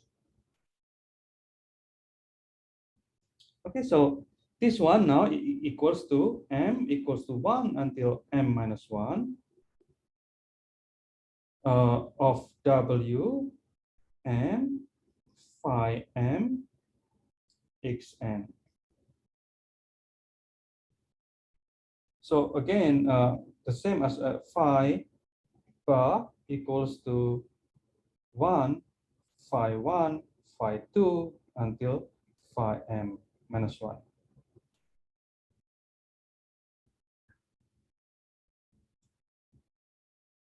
So what is phi? So phi, for example, there's many different basis function. One of them is Gaussian basis function. So if you use Gaussian or radial basis function, Gaussian or radial basis function, then you can just write your equation into phi M can be 1 until M minus 1, of Xn bar equals to exponential function. This is a Gaussian function. Then it is minus Xn bar minus mu M bar. Mu M is called basis, the mean of the basis. And this one is 2, 2 means that this is of L2 norm divided by 2s squared. Okay, so this is called basis function. So the idea is that, again, the basic idea is that you have a space in two-dimensional space, for example, for your Xn. So this one is your Xn in two-dimensional space. So this one is R2, is R2, right? And we want to transform into three-dimensional space or more, or higher dimensional space. And this one is X1, X2, into phi. So this one is another location here, which is phi bar Xn bar. And this is in 3D, so this one is phi 1, phi 2, phi 3. So depending on how many bases that you have, so M here is the number of the bases, right? You have a freedom to set whatever basis numbers that you want. You have the freedom to set your M. You just make this function here, mu as many as you want, right? So I can give you the, so this is basically the idea. Any questions so far?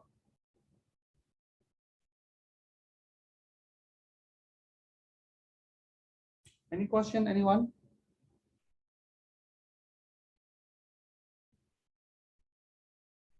So I can show you the actual transformation. So this one in X space. So this one is in X space. This is in phi space. So this one is non-linear, but now it's become linear.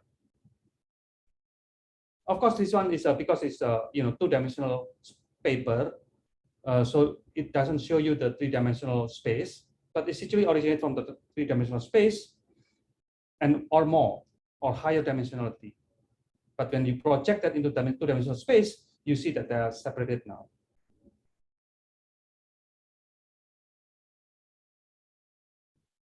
Okay, so that's the basic idea. Any questions for this basis function?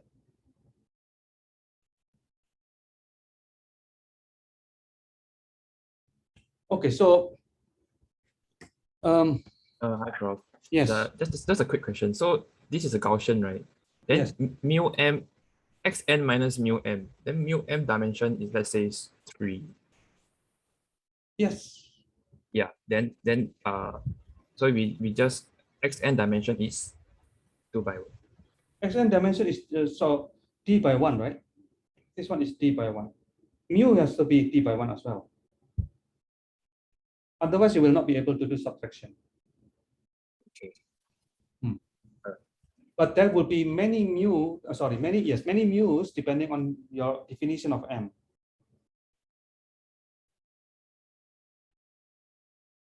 And you have to decide this mu. Normally mu, yes, so you have to decide. So basically this one is that you have xn and then you have mu somewhere, and you can have, for example, in certain way. So basically mu m, we must get mu m by ourselves. Yes, you have to set mu m. We have to set mu m. So it's a parameter that we can. Parameter you have to set. So this is the later on we will see how we can deal with this. But now, yes, I agree. This is difficult to set. Okay. But we will see later on that it's not necessary to be set. Anyway, so we will get into that point later. So what is the symbol below, like over 2s squared? S is the standard deviation. Okay, yeah. It should, okay, yeah. Okay. Any other questions before we move on? Okay. So we haven't yet discussing about SVM up to this point. So as I mentioned, SVM is quite long discussion. So now let's get into SVM now. So earlier, we have this concept here, right? So we learn about this concept. So this is something that we have to go deeper now. Okay, so I understand that the time is not with us. But we have to take a break. So let's have a 15 minutes break so then we can have enough rest before we get into this. As I mentioned, I expect that it will go beyond 9 o'clock. But if you want to leave, please feel free to leave and then you can watch the recording. Okay, so let's take a break and then we can start again at 8 o'clock.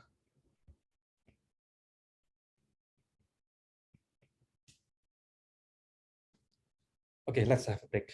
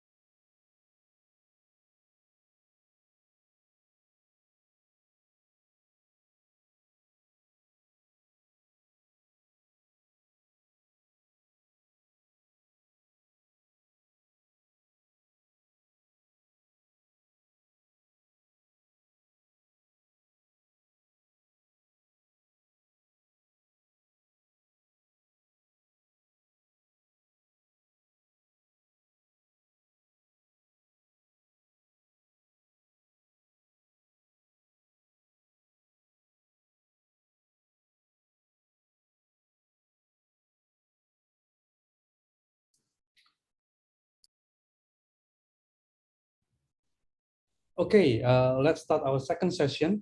If you can hear me, can you say something on the chat, please? You can Yes, hear you, Prof. Okay. Yeah, thanks everyone. Okay, so let's start with here first. There's a good question from Mauricia who asked this, but yeah, so mu m is a difficult to define. So you need to define this, and normally in practice, what you need to do is, to assume that you or normally you will have plenty of point in one space. I mean, then you can decide xn, for example, based on this distribution. So you will, for example, in this particular example, because it's two-dimensional space, you might want to have this kind of basis function.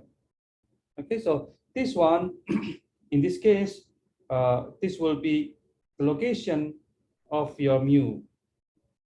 And this one is the standard deviation of your basis function. Okay. But again, as I mentioned, don't worry too much about this because in the end, for SVM, we don't use this. We don't really use explicit definition of basis function. Anyway, so, but I hope this I can make it clear now what by the meaning of this basis function. Okay, so before I continue, are there any questions? Are there any question on this?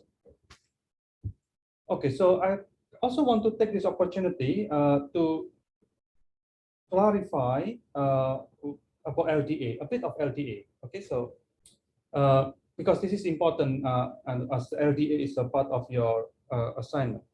So for two classes, I don't think that's any problem.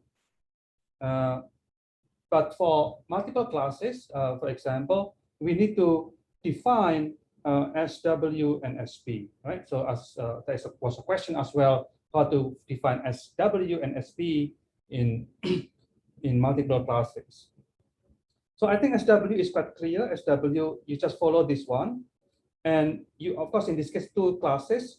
But if it is multiple classes, then what you need to do is to add this more further on, right? C1, C2, C3, C4, and so on. So until all the classes covered. So that is for SW. I don't think that SW have a problem. Now the question is how about SW? Because SW here, the equation that I wrote, only for two classes, right? If it is multiple classes, how I can describe SP? So this is what I forgot to explain, and actually I forgot how to define this. So now, according to the textbook, right? So if you look at the textbook, the pattern recognition and machine learning, on this chapter, chapter 4, actually it is defined that SP for multiple classes equals to the number of the classes that you have. So in this case, C1 until C, capital C, the number of classes that you have. And C is the number of set in that class. Okay, so there's the number of samples in that class. And once you have this, then you have the mean of that class. You have the mean of that class, right? And you also have the mean for all classes. So let me think if I'm myself correct here. Yeah, so M here is the mean of total samples, regardless their classes. Right. So and then you have MC minus M transpose. Okay. So that's how you define SP.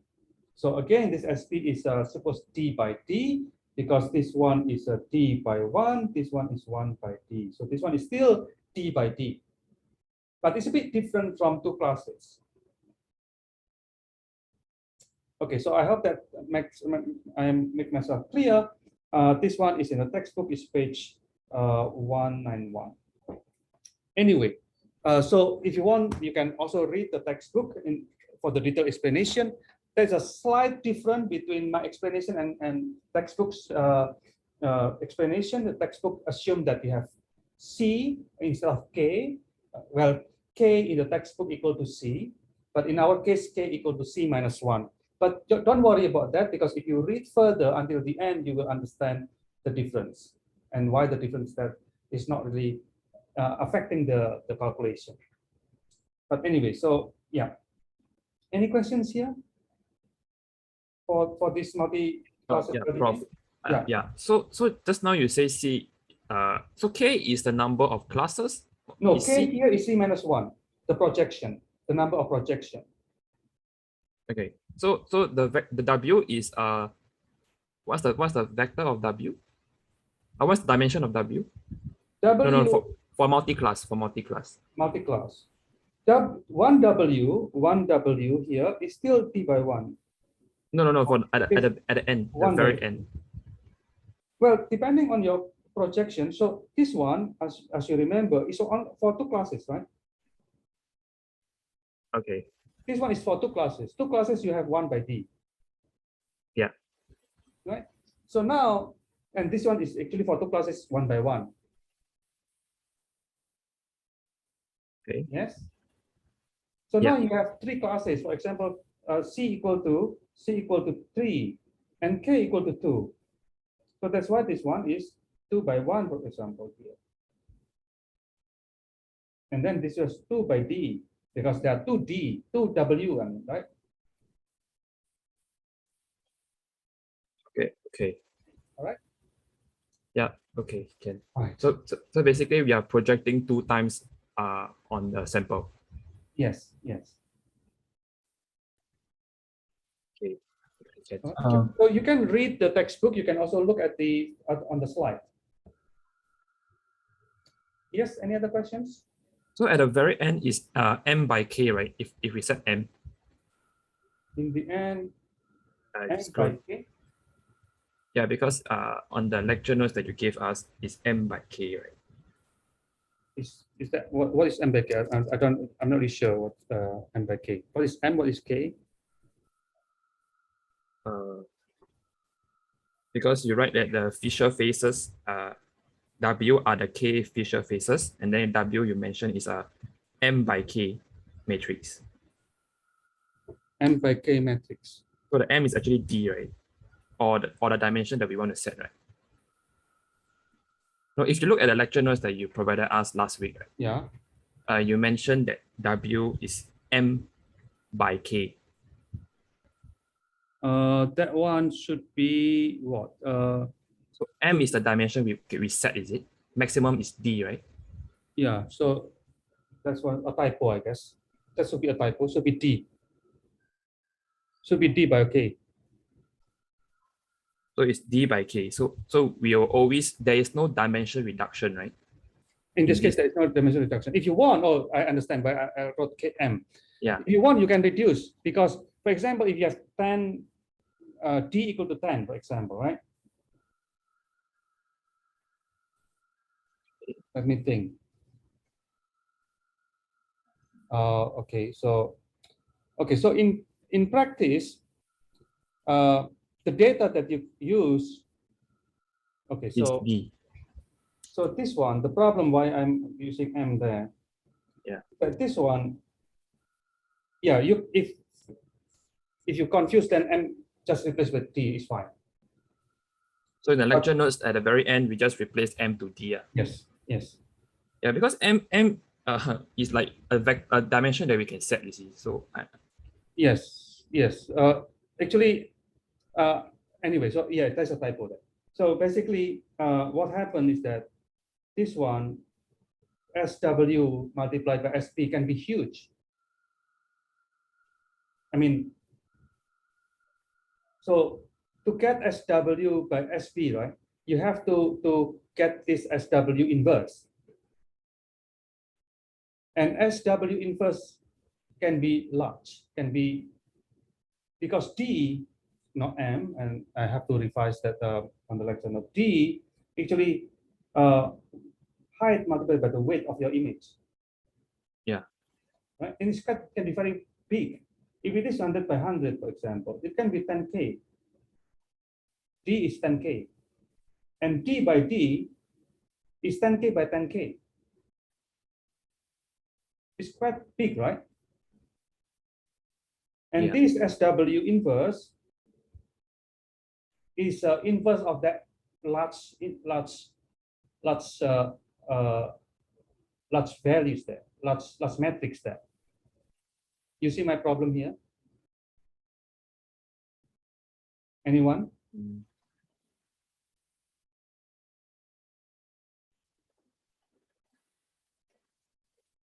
Anyone understanding this, or anyone ask this question or not? If you don't have question, then I will not explain. If there is no problem here, then I will not explain further, because why is it a problem then? Yeah, is it the inverse is a huge matrix is like very high computational? Yes, computational very high. But just at the end of the day, we get a projection of D by K matrix. So as I mentioned again, in this in your assignment, you need to compute this one, right? You need to compute this one. Is that understandable that you have to compute that one? Yeah, I understand this. Yeah, understand that one, right? But to compute this one, to know this value here, you need to have SW inverse, right? Yeah, but so Professor, inverse? my question is not on this. My question is rather on the W. So after we project W, W is the projection, right? Yes. Yeah, then after we project already, then how we classify? No, it's not classification. Oh. The LDA here that we discussed is not for classification. It's only for feature extraction. So as the same as I mentioned, originally LDA is for classification, but for this one, we don't use it as a classification. We use it for feature extraction. So LDA is classification. Multi-class LDA is for feature extraction. No. Yeah, originally, even multi-class LDA is also for classification, but we don't use it in this particular assignment that I gave to you. LDA can be used also for feature extraction. Okay. So we use these feature faces as the feature extraction. To get multiple class, that's it. To get feature faces, to get this one, to get the feature faces. The same as to get eigen bases. Okay. Then what do we do with this? After you get the eigen bases, then you do the classification for each of the samples using SVM. Okay. Okay. All right. So at the point of time now, we are just basically the W and the K features are just faces. They are nothing to do with classification yet. Nothing to do with classification. Okay. Okay. Thank you. Yes. All right. Of course, if you want to do a classification using LDA, you can actually. That's what you will learn if you read the textbook. Okay. But in this particular discussion, we will just try to find feature faces. All right. Now, okay. There is a problem, a slight problem, which is how to do the inverse because it will be large. So on the slide, it's also mentioned that if you have the large value of this, you can first do you can use PCA to reduce the dimensionality, and after using PCA, then you use LDA.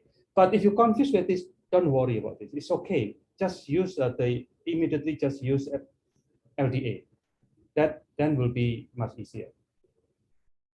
All right. All right. Again, we don't have time. Sorry, we don't have time. We don't really even finish SVM now. Sure. Okay. If you have questions, maybe you can ask the email.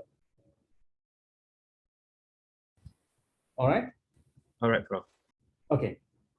All right. So, okay. So let's start discussing about this.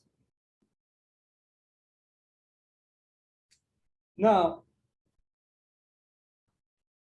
what kind of techniques that we have to use in order to get the classification of SVM? Right? So that's the question that we want to ask ourselves. So now the question is again, technically, how we can get these support factors. So how to get this one. And also secondly, the most important thing is then how we can get this one, the line. So there are two questions here. Question 1 and question 2. Okay, so this is the problem that we want to solve. Okay, so to solve this problem, first we know that we have to find a point, or we have to find, so let's put it into order so that it will be easier. So this one is question 1, this one is question 2, the final question. So first we have to get the idea of support factors. So what is support factors? So question 1 is that how to get support factors, right? So support factors is that we want to find question 1, how to get the support factors.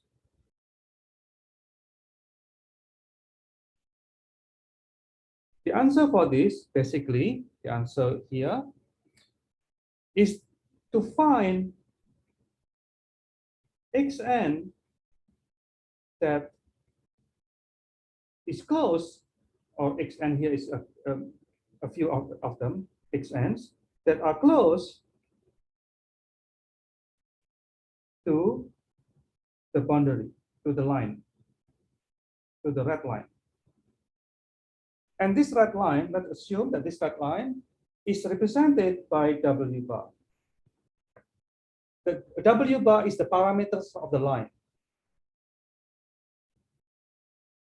Okay? So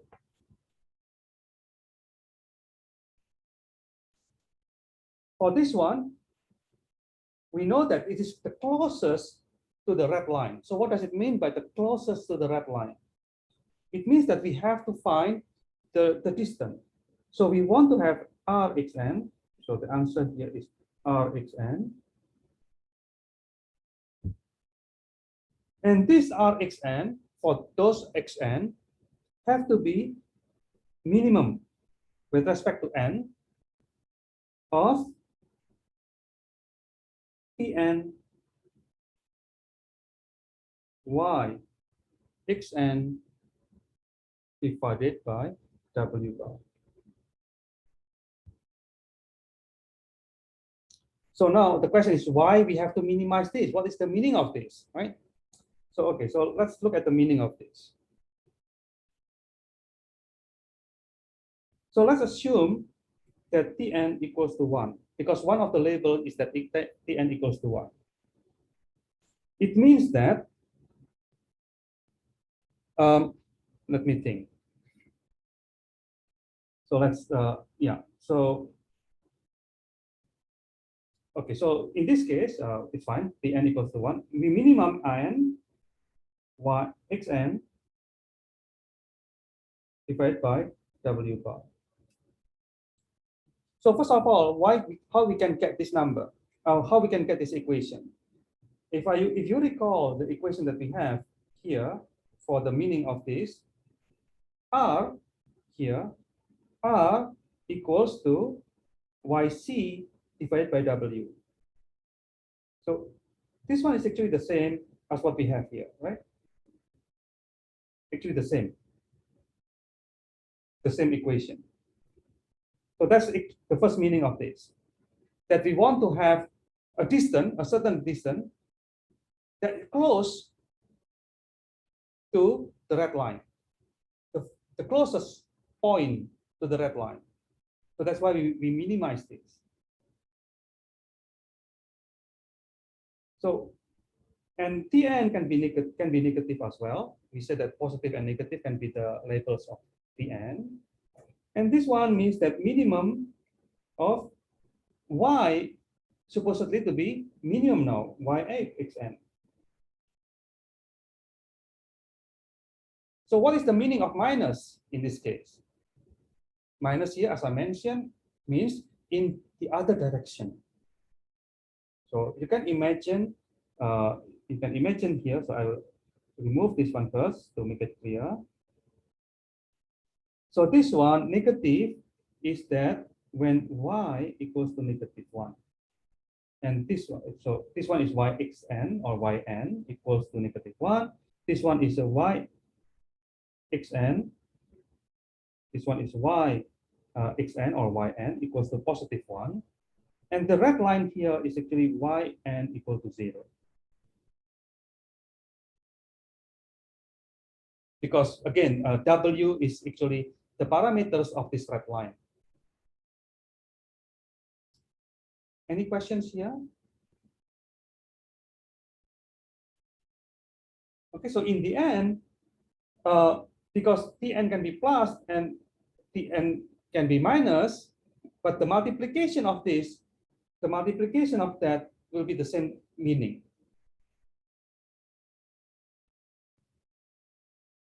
Okay. So there is a question here from Linky. Is Tn the same as Yn? Well, it's not necessary, because Yn, the value of Yn or yxn, the value of yxn is between the range of this between -1 to +1. It can be 0.9. It can be 0.2. It can be -0.1. It can be any numbers between -1 to +1. But of course, we try, if it is positive, if the sample is positive, so if the sample is blue color, positive, we want to encourage Yn to be positive, to be 0.9 at least, or 0.2, or something like that, or maybe 1.5. Oh, sorry, 1.5 possible. Yes, it's possible. It's not necessary to be always smaller than or equal than 1. There's no restriction of the number of this of Yn, but we hope that it's close to the end, because Yn is our prediction. Is that understandable? Okay, Yn again is a prediction. Tn is absolute ground truth, 1 and -1. Okay, any questions here?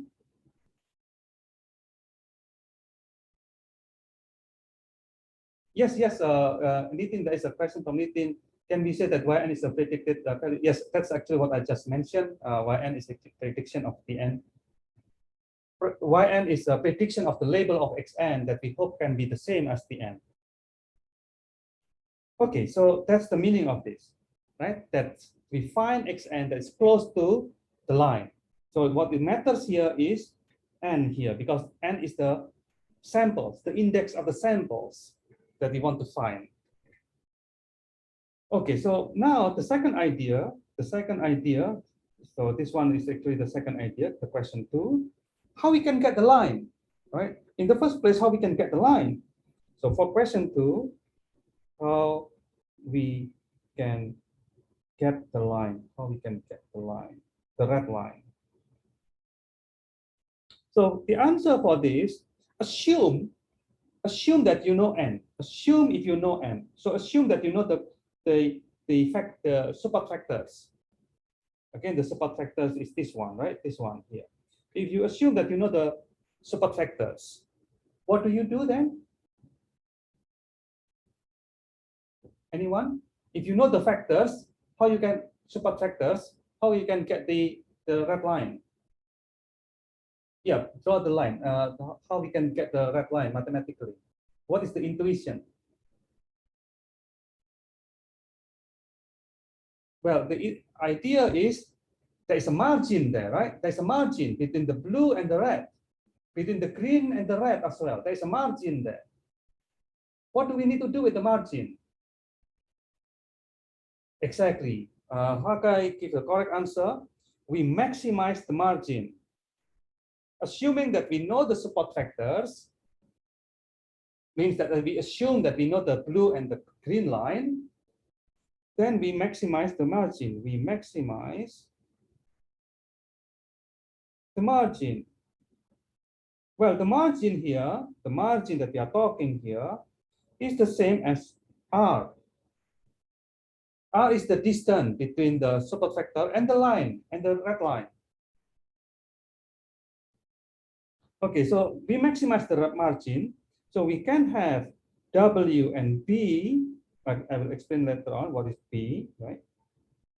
Equals to argmax over all the candidate of W bar and B R. So we want to maximize R. In this case, R xn, because xn is assumed to be the support vectors.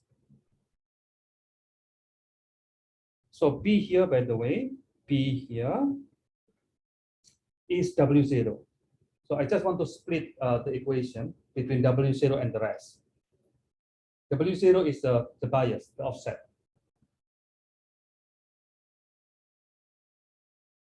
Okay, so if we expand this further, we know R, right? So from the previous discussion, we know R. So it means that if you combine R max, W bar B, this is a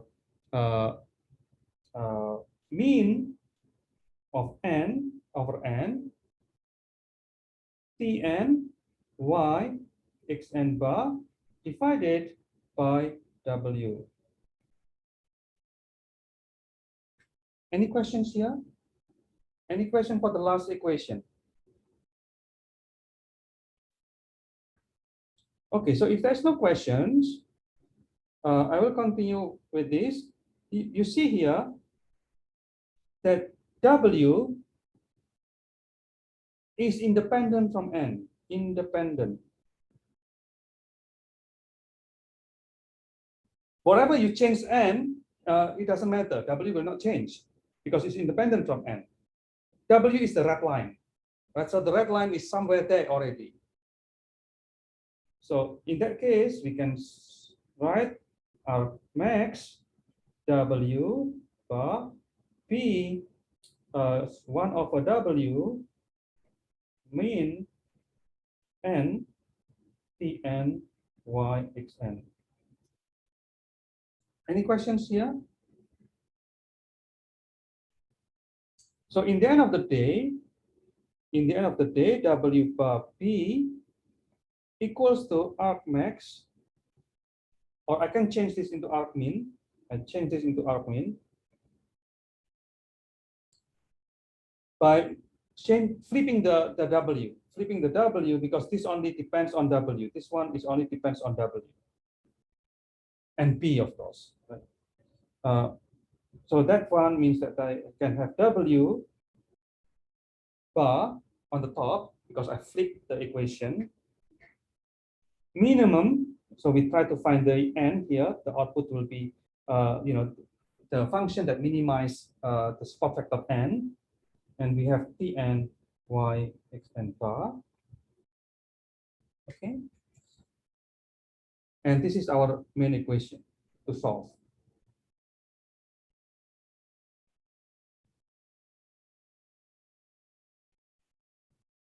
All right. Okay, so in this case, this one is optimization. So to simplify the optimization, I can make the function to be quadratic, to be convex. So in this case, I put quadratic function over 2. So this is over 2 is not really important. It's just to make the equation simpler later on. But square here, it means that we want to make the error function to be quadratic. Yes, there is a question from Nitin that W bar exclude W0. Correct, that's correct. W bar now actually only W1 until WT or WM. So again, if you use basis function, it's now become M by 1 or M minus 1 because W is already gone, right? And that's the magnitude of that. means that you have an L2 norm and then square that. Okay. Okay, so this is the equation, that's important equation.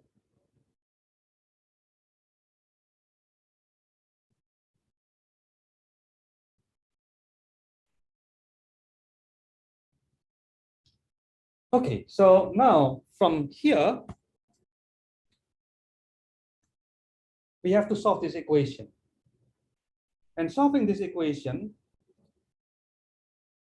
it means that this equation actually can be expressed in quadratic programming. In quadratic programming. Means that in quadratic programming, we can transform this equation into a different types of equation, but the meaning is the same. The meaning is exactly the same. Means that we can have, this is star, W bar B, so B is a scalar, star equals to mean W bar B 1/2 square. Subject, so this one is a quadratic programming style, quadratic programming format, that the minimum becomes your constraint, Tn multiplied by Yn greater than 1, greater or equal than 1. I will explain this later on. Okay, so we can transform this equation into that. This is a quadratic programming format, because this one is quadratic now. This one is a quadratic, so that's why it's quadratic programming. Any questions for this transformation?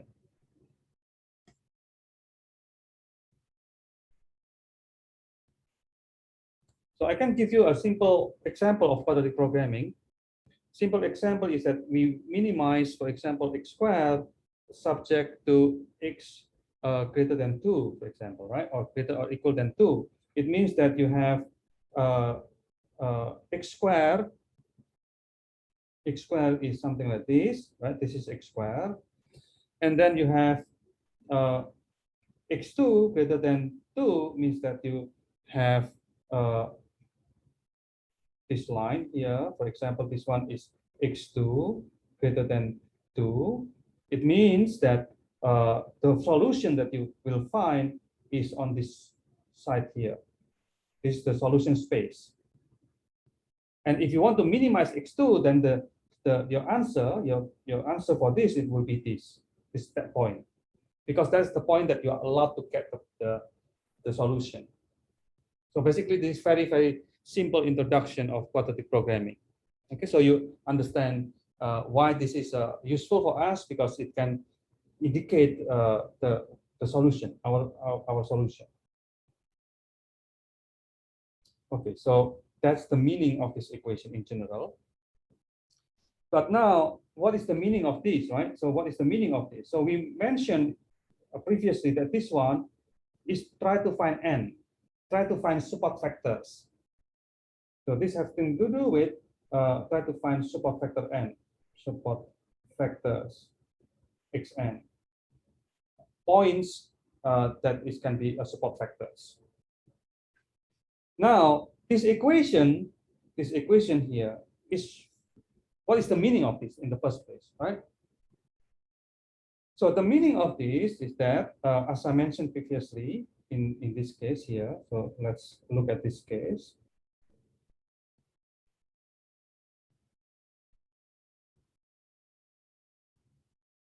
When we say that Tn, remember that Tn is only -1, +1, and -1. Okay, so when Tn is, you assume that Tn is 1, for example, then Yn is also equals to 1. So this one, if it is indicating that this one is this one. Okay, that if Tn +1, if Tn is +1, then Yn is also +1, because it has to be greater than 1. So it means that this expression means that at least it has to be 1. So then the distance here, the margin here, at least have to be 1, at least have to be 1. And the rest greater than 1 means that you look at the whole space here. That's the meaning of Tn Yn greater than 1 when Tn equals to +1. When Tn equals to -1, when Tn equals to -1, Yn is -1. Have to be -1 to be greater than 1. So we set this margin also 1, at least. And in that case, we have this space for the rest of the point. That's the meaning of this expression here. Okay, so that's the meaning of the expression on the red circle. And it means that it's not only for n, but it's for every n. But we know that when it equals to 1, when it is equals to 1, then we're talking about support factors. Any questions here? So again, 1 indicating the closest support factors.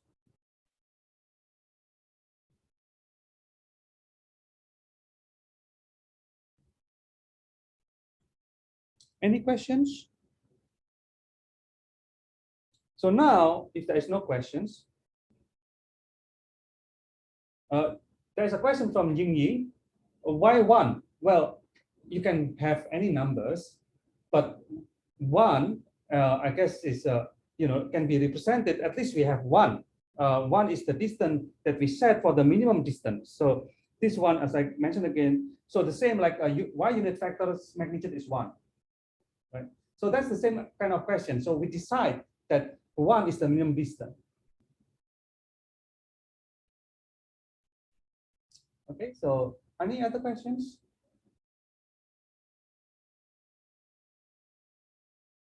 Okay, so if there is no questions, we continue the equation here. So now we have this one. We transform the equation into this one here. And this one further can be transformed into another equations. If we have the quadratic programming form, then we can use Lagrange equation or Lagrangian equation. So if we can have that quadratic programming form, then we can use Lagrangian equation.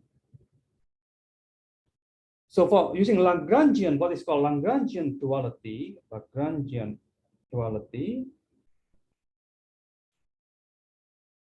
we can transform the equation further into this kind of loss function. L is a loss function, right? W is something that we want to find. P is also something that we want to find. P is a W0. And we also have lambda. I will explain that later what lambda is. Lambda is called Lagrangian multipliers. Equals to 1/2 W bar square. So this one is actually the equation there, right? The equation here, that one. Minus the constraint. Minus the constraint here is minus sum of all n equals to 1 until n, lambda n for every pixels, for every point, every samples, lambda n. So this one is the constraint that we can just write this one. We can just copy this one here. So we can copy that one into Tn multiplied by Yn minus 1. 1 is from the greater than 1. Okay, so that is the version for the Lagrangian. So we now have one equation. Everything is in one equation. And Lagrangian multipliers, this one is lambda bar actually equals to lambda 1, lambda 2 until lambda capital N.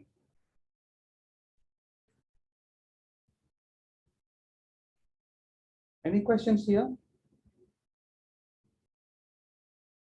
Okay, so if there's no questions, so this one is 1/2 W bar square minus sum over n lambda n. So we can expand this further, Pn, and Yn we know that it's W transpose phi xn, right? So phi xn here plus b minus 1. So the whole things here, again, the whole things here is the same as Yn.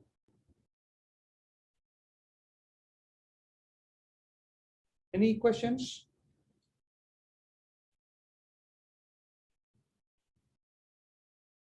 So there is a question from Emil, whether this is 2D or higher dimension. So this is higher dimension.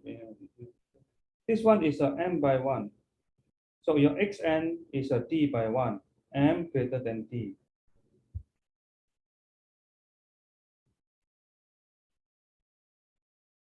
Any other questions? So again, this m by 1 here. Okay, so if there is no questions, the question is, once we have this loss function in one equation, Prof, I mean, like yes. right now we are talking in 2D, right? No, we are talking in MD. Okay. This one is just illustration. This one is illustration for 2D because I cannot draw in MD. Yeah. Okay. Yeah, thank you. Yes, but this one is actually phi. We use basis function so that it can be phi 1, phi 2, and if there's a phi 3, that will be phi 3. Yeah. Any other questions?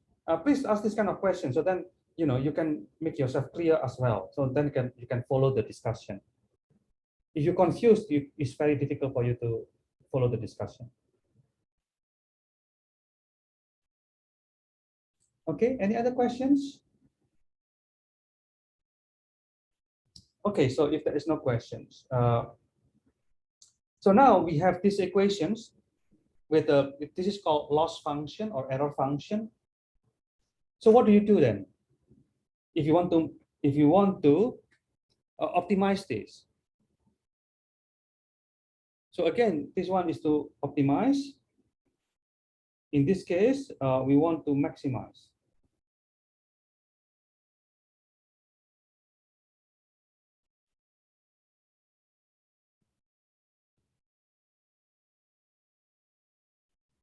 Any idea how to maximize? Well, there is a question why this is maximize the loss.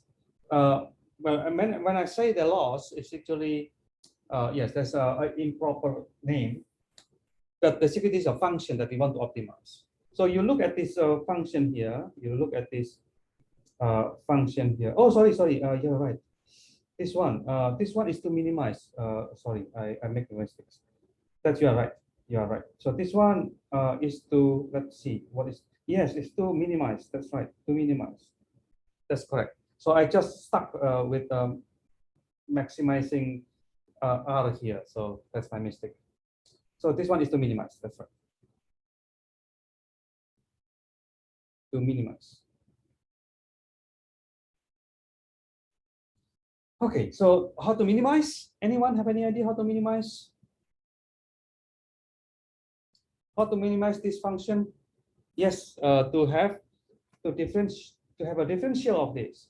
So DL. So we have three parameters, unfortunately. So we have to have a DL dW equals to 0. We have DL dB equals to 0, and we also want to have lambda there. So we also have t lambda, sorry, t L divided by t lambda equals to 0 as well. Okay, so you have to do this. Unfortunately, I think we have to skip some details. I cannot do all the details with this limited time. But anyway, so I will let you know that TL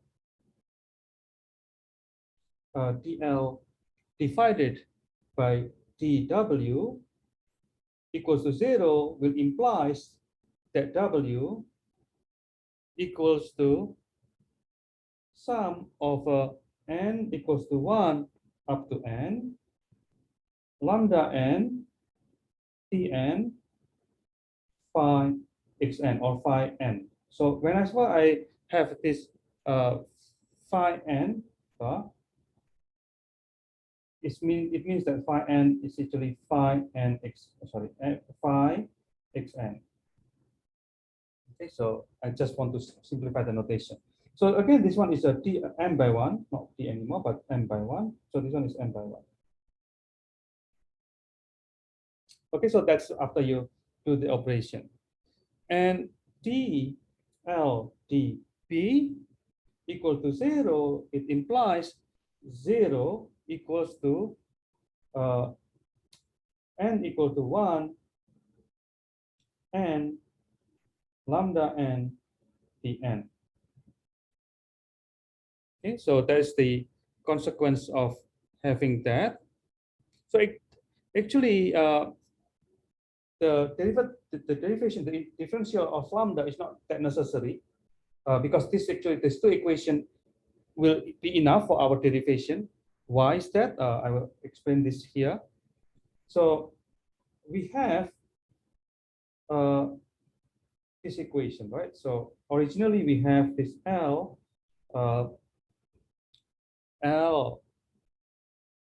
W, P, and lambda equals to 1 over 2 W square minus sum n equals to 1 lambda n Tn W transpose phi n plus P minus 1. Okay, so this is the equation that we had in the beginning. And we just replace this one. We just replace, first we want to know the definition of W or W square. So let's do it one by one. So W square equals to W transpose W. And we know that W is defined in this way now. So W can be defined in that way.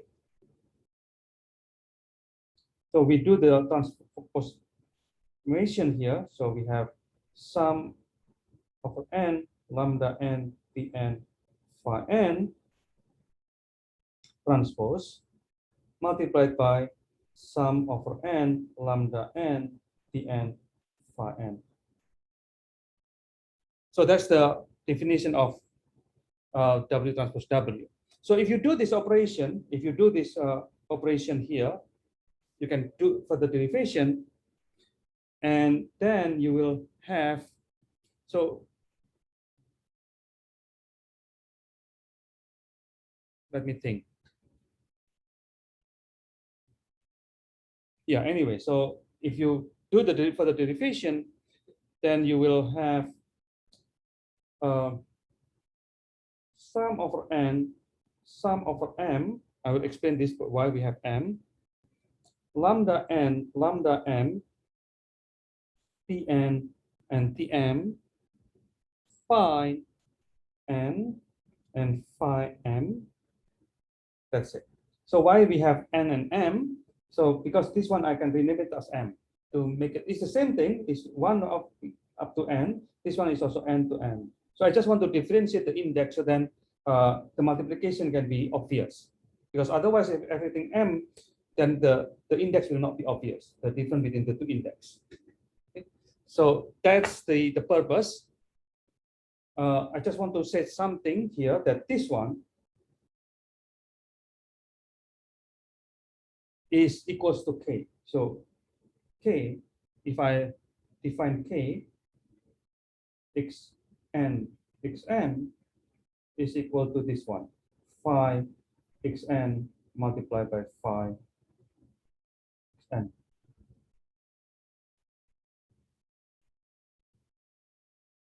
There's somewhere there will be some transpose because k is 1 by 1.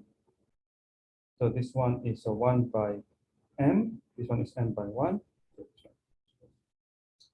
Anyway, so yeah. So let's have a quick break because I think there's a lot of things that going on here. Let's take a break. Maybe some of you want to leave because it's already almost 9 o'clock. But for those who still have the energy, we can continue. Okay. All right. Okay, so there is a question from Linky. Is lambda n 0? I don't understand your question, Linky. Can you speak on the microphone to make it more? Yes, because in the previous page, you mentioned that Tn is 1, right? Tn can be 1, can be minus 1. Yeah, so for the summation of different Tm times lambda m to be 0, wouldn't it mean that lambda n is like 0? Lambda n alpha been 0. Which one is lambda n equal to 0? Is it in You when you do the maximization, the dl db in the next page. Yes. Yeah, this one. Yes. The second equation. Yes, this equation. That's correct. Yeah, so if Tn is 1 or minus, oh, okay, 1 plus minus 1 will be 0, yeah. Okay. Yeah, All right. okay. Any other questions? Sushan, I don't understand your questions. You might want to speak up on the microphone. Transposition, I don't understand what is transposition mean. I mean, why the transposition in the last equations is appeared. Transpose, you mean? This one is called transpose. Yeah. So your question is? Yeah. What is your question? I didn't see the transpose of the lambda, the t, and the phi in the left equation. This one, this equation here. Yeah. Oh, maybe, yeah, okay, so that's good observation. This is a little bit transpose, yes. Okay. So W square is 1 by 1. So the whole thing have to be 1 by 1. The whole things here have to be 1 by 1. Okay, thank you. Yeah, thank you. So any other question? Darius asked, what is K? K is this one. K is this one. That's K.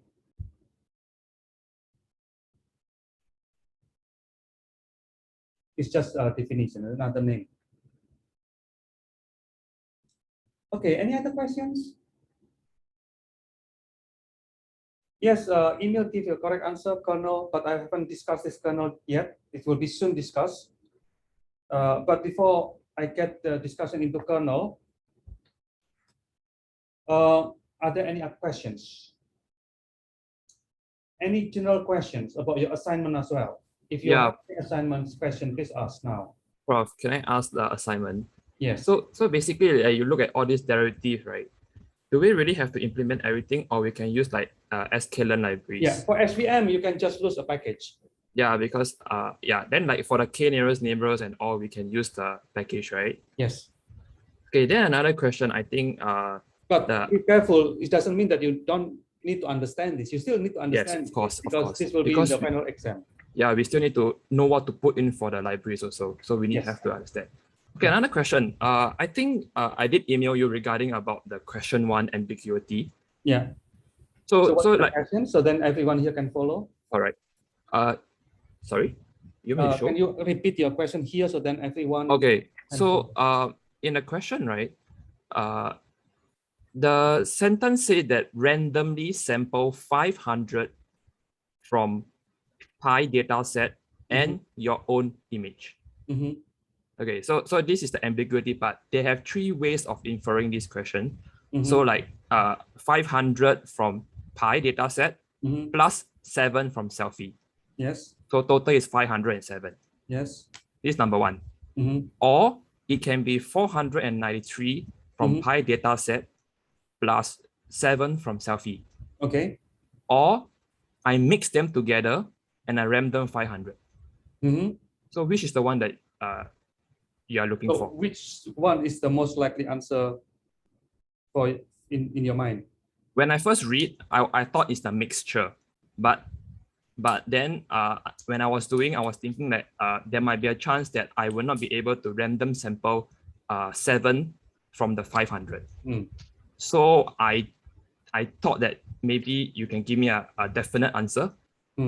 Yeah. So yeah, what do you think? What is the likely answer for that?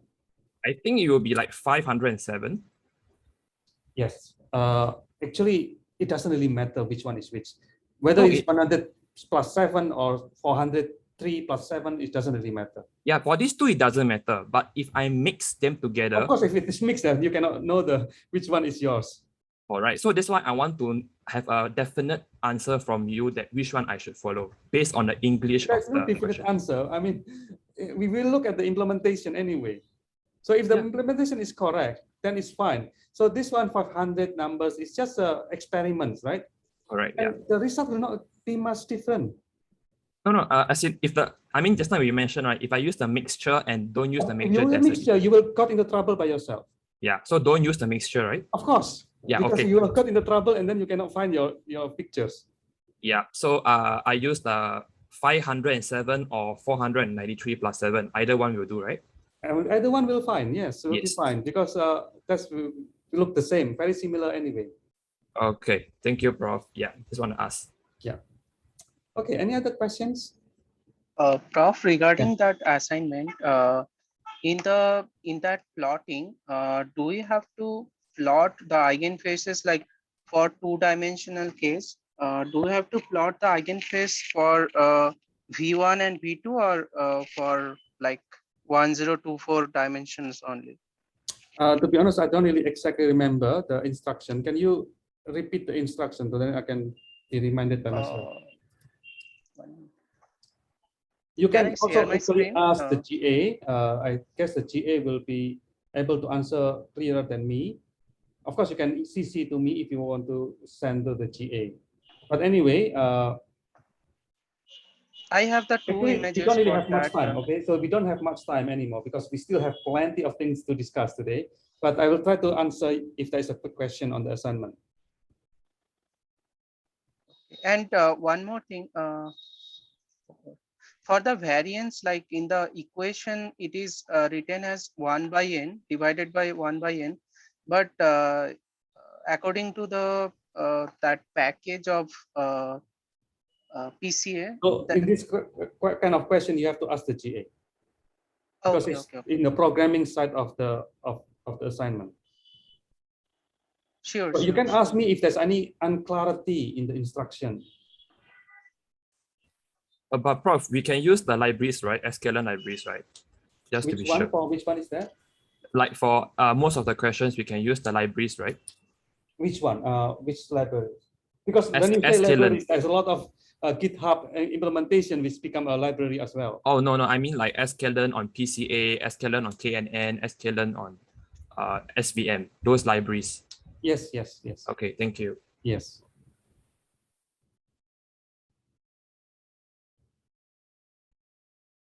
Any other questions? But please read carefully the instruction and follow the instruction. If there's any unclarity, something that you don't understand from the instruction, please let me know. Any other questions? Okay, so let's continue then. Continue our discussion.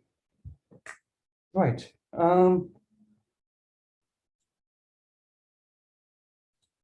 Okay, so let's see. So far, we have this point here. So this is, again, the idea of this multiplication.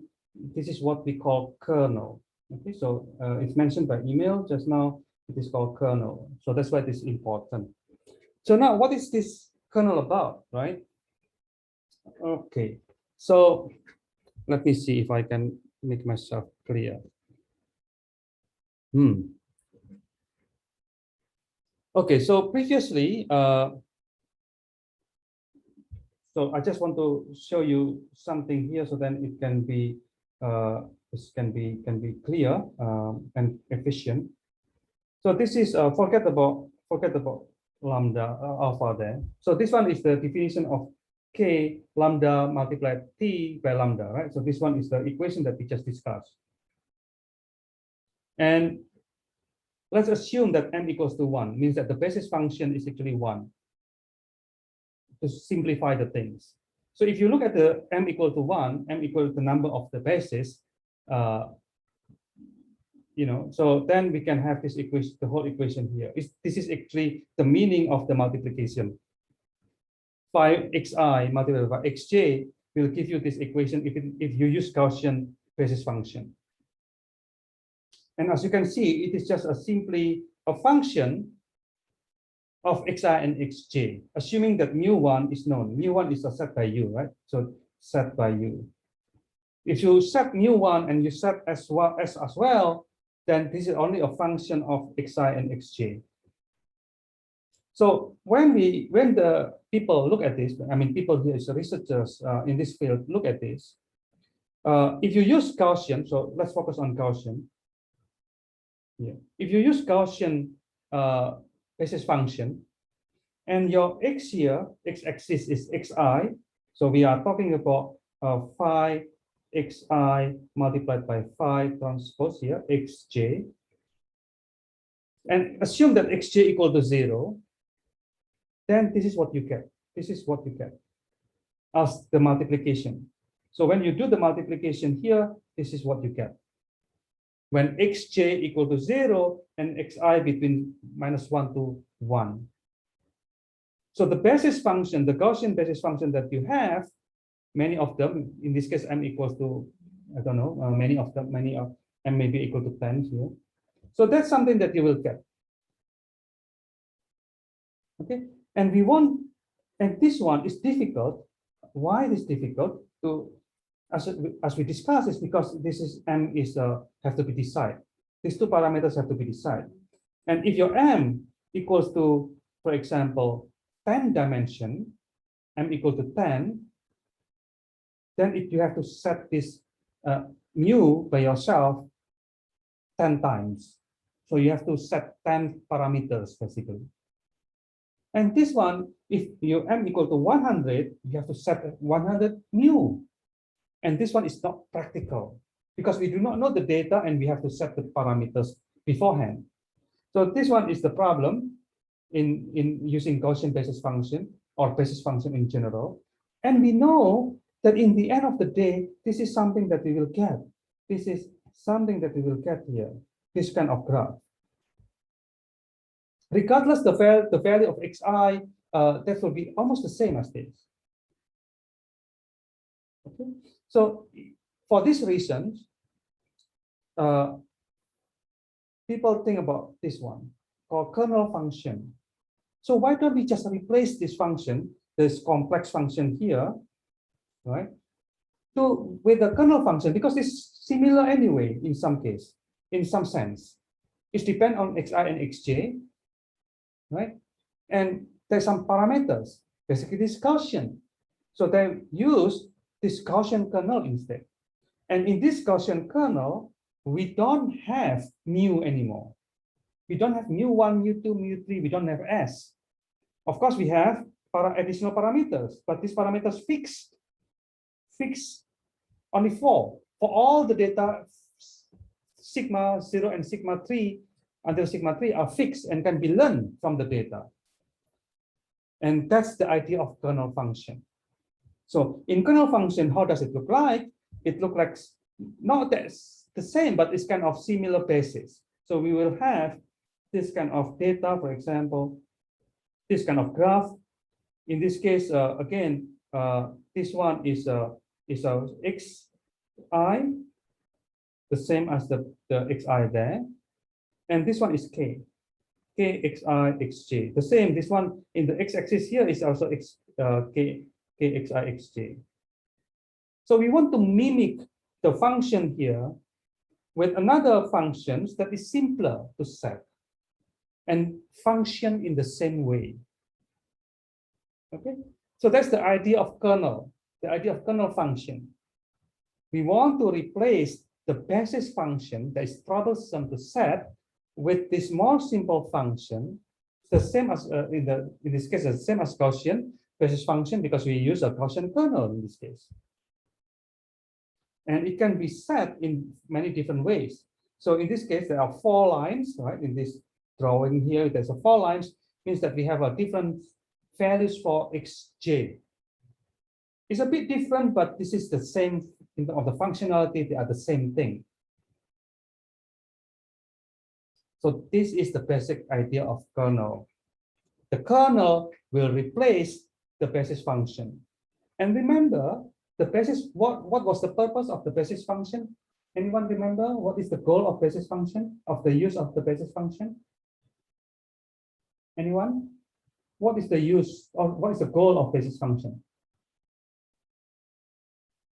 To represent any function? No, there is a goal there, right? What was the goal? Yes, Cheng Kun gave a correct answer, to increase the dimensionality. The goal, remember, sorry, the goal, remember to this one, right? This one is the goal. This one here. To increase the dimensionality so that we can have linear classifier in higher dimensionalities of space. This is the goal of basis function. We use the function because of this, to keep the kernel, to keep the classifier to be linear, but can solve the problem in higher dimensionality. And the same kernel also can do the same thing, but it's in more efficient way. Okay, any questions for the kernel?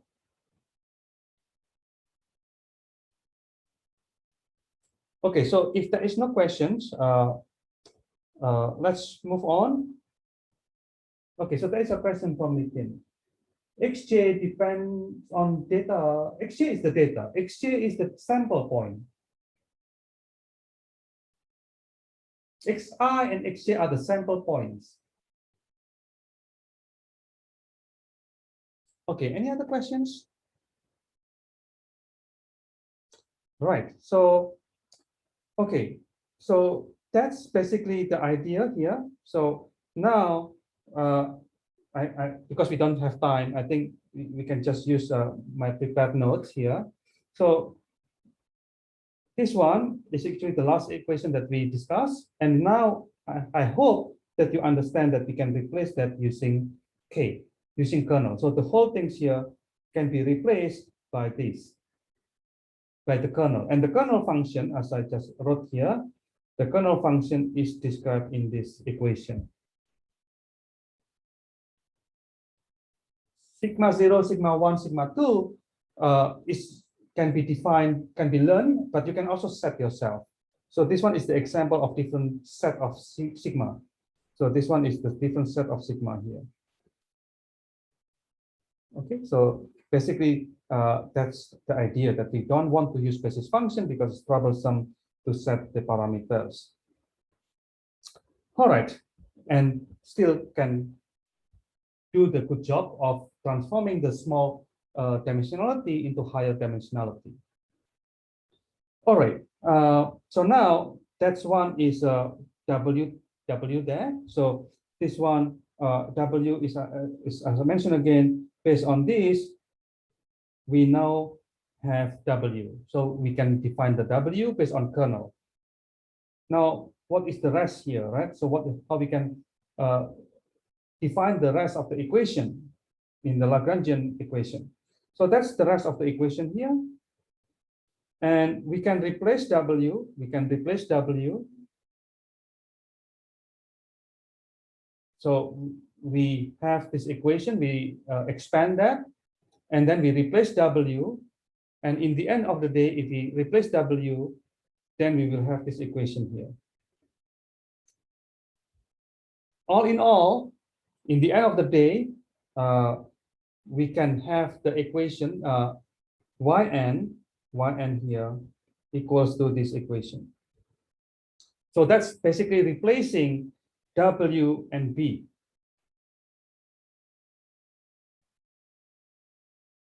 Okay, and in the end of the day, after you're replacing that one, your Lagrangian equation, your L here, can be described with this equation described here. So there is no B, no W now, only a function of lambda. It's much more simple now, the equation, because everything that in your loss function can be described using lambda, the Lagrangian multipliers. As you can see in the latest equation here, there is no W, there is no B anymore. This one is known, so this one in the green color is known because that's your classes, your labels, and this one is your kernel. You can compute this if you know the parameters which you are supposed to know. Then you can have kernel. So this one is the input, is known. All these are known. Okay. The only unknown is this one. This is unknown here. Lambda is the thing that we do not know. Remember, the whole point here is that we want to find the support factors. Remind yourself that we want to find the support factors. We want to find the support factors here. And we want to also find this line. There are two things that we want to find: the support factors and the line.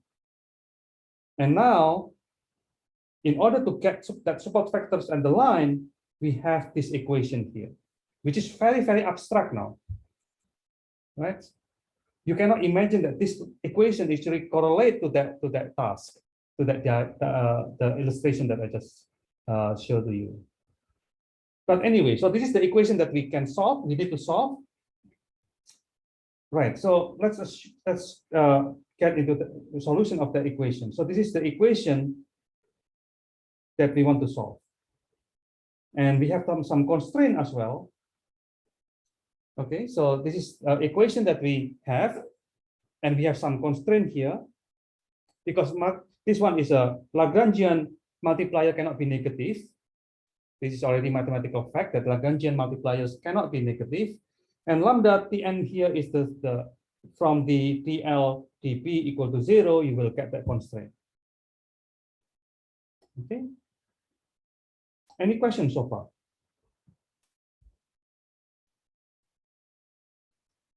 There is a question from Link K here. Do we need to memorize the derivation for? No, you don't need to. Actually, there is a cheat sheet that you're allowed to bring, but you have to understand the whole storyline here, because the question can be taken from the one of the storyline here. You don't need to remember everything, but you need to understand. Hi, Prof. Yes. Can I ask? Yes. I do know there are soft margin, hard margin, right? Oh, well, this is just the story later on. There's still plenty of the things that maybe we need to discuss. Okay, so that will be later in the end of the lecture today. So whatever we're discussing is soft, right?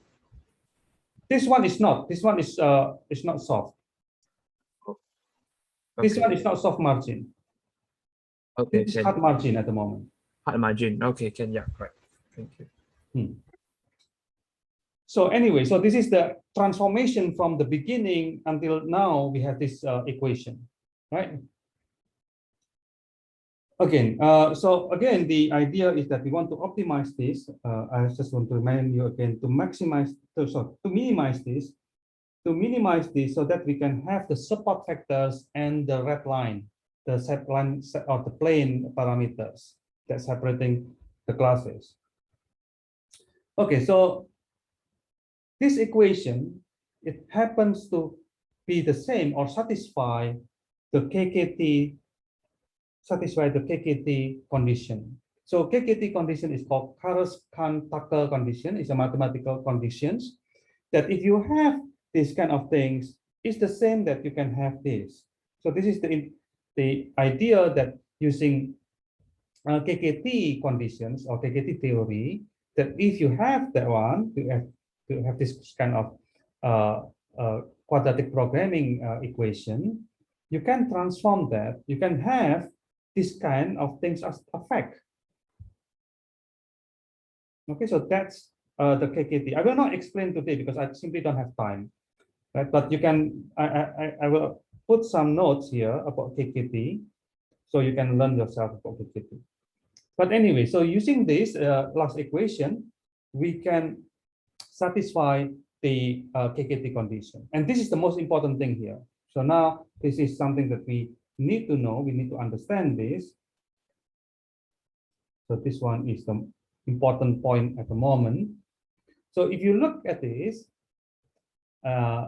especially the last one, remember that lambda has to be positive. Right? Lambda cannot be negative, so lambda is positive. Now, lambda has association with xn. So remember that lambda, if you have a factors lambda, is actually lambda 1 until lambda n. And this one is actually the same as your data. So your data is your sample is from x1, x2 until xn capital. So this is and this means what? This means that each of these lambda have the association to your sample. So lambda is like indicator, a flag to your sample. Okay. So as I mentioned again here, for xn, that lambda n equal to 0. So if it is 0 here, so if it is 0, then this one, whatever you have here, will not be matter. It doesn't matter. Because xn equal to 0 means that, you know, the whole thing here already satisfied, equal to 0. So this, the one that in the parentheses will not be, will not matter if xn that equal to 0. Okay, so for xn, that xn is not 0, means that it's greater than 0, must be some positive value. Then it is not 0, right? And this have to be equal to 0, have to equal to 0 in the end. So this one must be equal to 0. So Tn y xn minus 1 must be 0. And if it is 0, then Tn y xn bar equals to 1.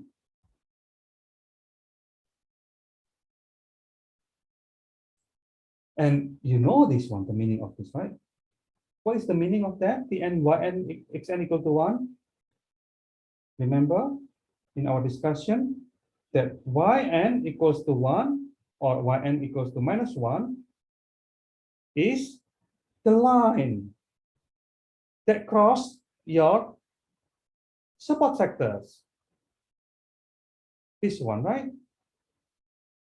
So if your equation is like this, is something like that, it means that xn is your support factors.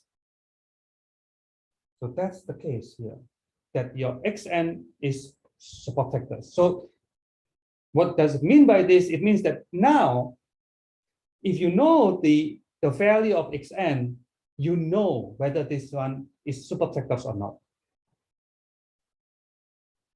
So this is answering your first question, how we can get the support factors. Any questions? Okay, so if there's no question, then I'll skip this. It is a KKT condition. So in the end of the day, then we know xn for n in the support factor. So this one is, it means that xn is the support factors. And the other thing is that in our discussion, actually we have this equation here, and we know now we know the set of our support factors. We can get the support factors now. So now M is the index for the support factors. Okay, and this is actually the definition. This equation here is actually the definition of Yn, Yxn is the same thing. Okay, so I will not discuss this further. So this is the derivation here. So then, in the end of the day, we will have this equation. In the end of the day, we will have this equation. We know this one. We know the set of the support factors. Okay. And if we know the xn and xm and xn, which is the input, and the whole kernel here, we know this one. This is known. Tm is known. Lambda m is known because this is we know that this whether is equal to 0 or greater than 0. We know the value. We know this one means that we know p. What does it mean by this? Anyway, so in the testing stage, once you have in the training, when you have lambda, all the lambdas, then you can solve this problem, right? We can solve the equations. And that's the training stage. The training stage is to get the lambda n. Once you get the lambda n, everything is solved, because that's the end of the training stage, getting the lambda. In the testing, how we can know this? You just use the equation, the description that I just mentioned. And this is your test data. X bar star is your test data. Xm is your support. This one is your support factors. Support factors obtained in the training stage. So this one you can obtain in the training stage. And lambda m, you know this one from the training stage as well. Tm is, you know this one because it's the label of the xm in the training stage. And b is something that you can compute here. As I mentioned, you can compute this in the training from the training stage as well. So all these are known, and then you can have this yx star. And the sign of this yx star will decide whether this class 1 or class 2.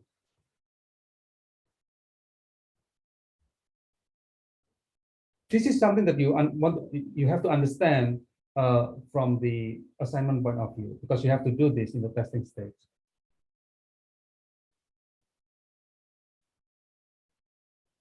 Okay, any questions?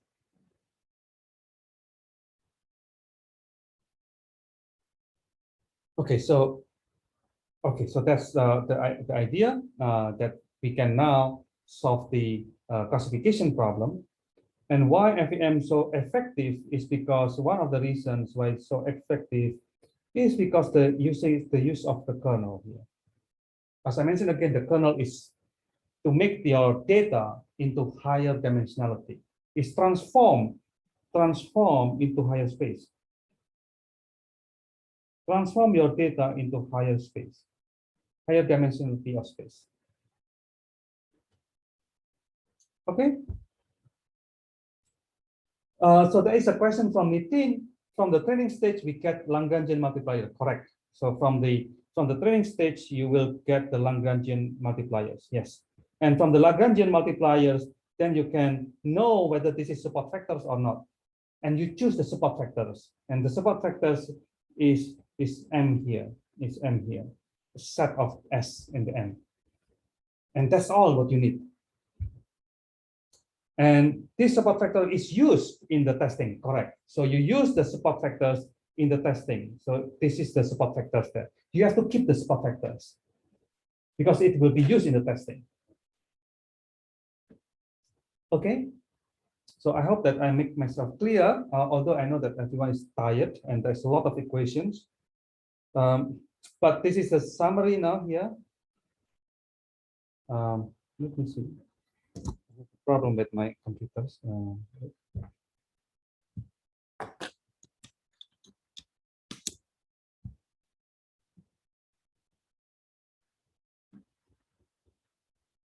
Okay, so so this is the summary. of these steps in the support factors. In the end of the day, this is something that you need to know because that is used in the testing. Okay, so there is a question from Xing Lui. The P is the bias get from the training set also. That's correct. So all this one is from the training set. This is the support factors that you obtain from the training stage. All this value can be also taken from the training stage. P here is the training stage. So all this can be done in the training stage. Later on, you change this xn with your x star. With x star is your test data. Xn here as well. So let me think.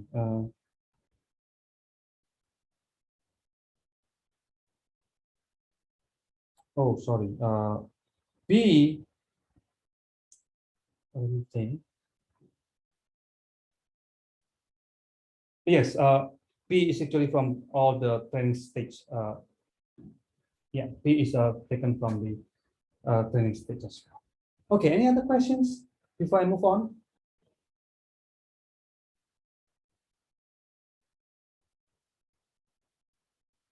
Okay, so if there's no questions, so let's move on.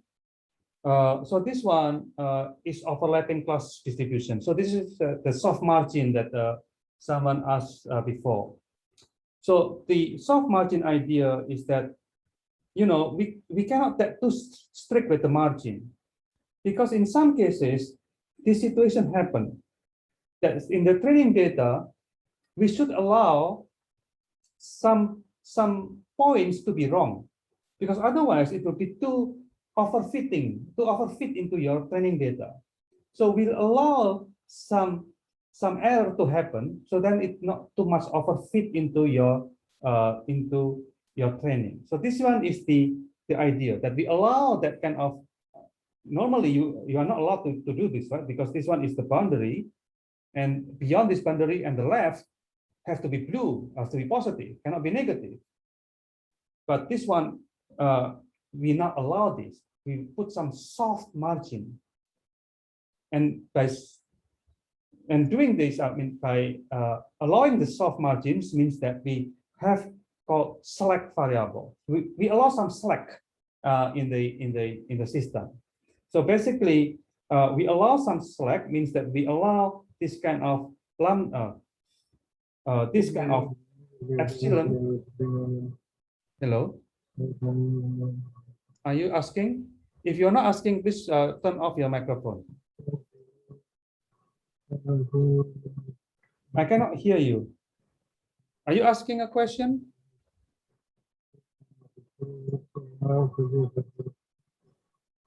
Sorry, I cannot hear you. So, but anyway, so there's a.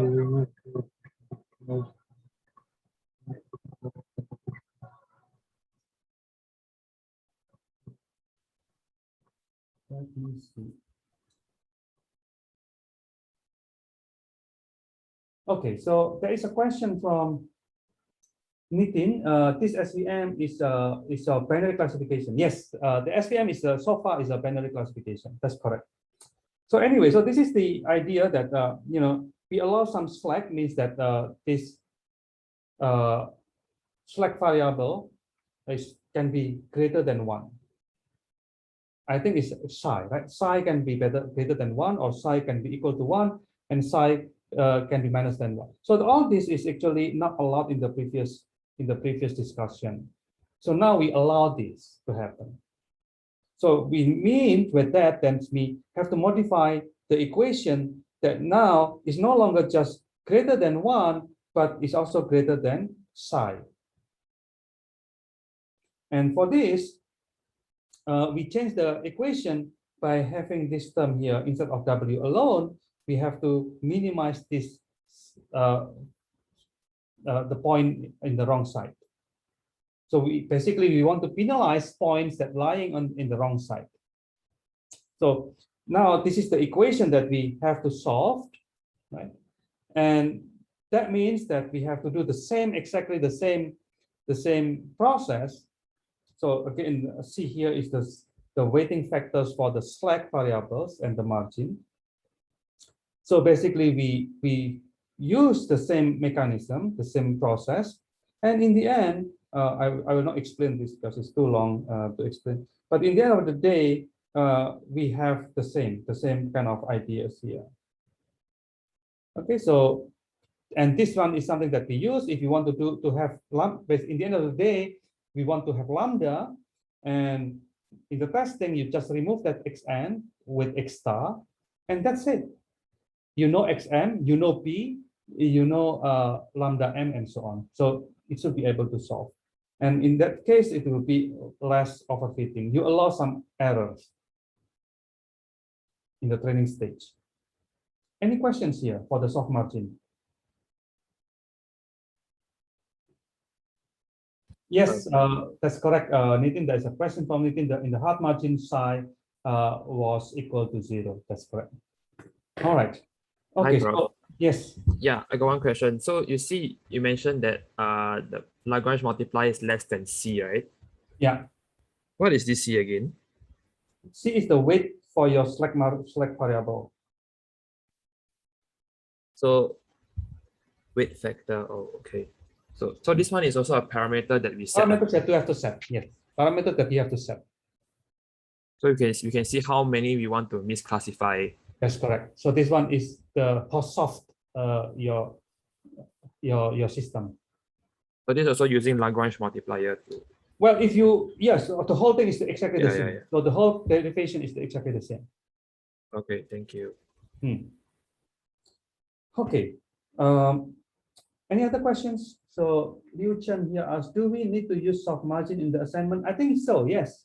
You need to have a soft margin, Liu Chen.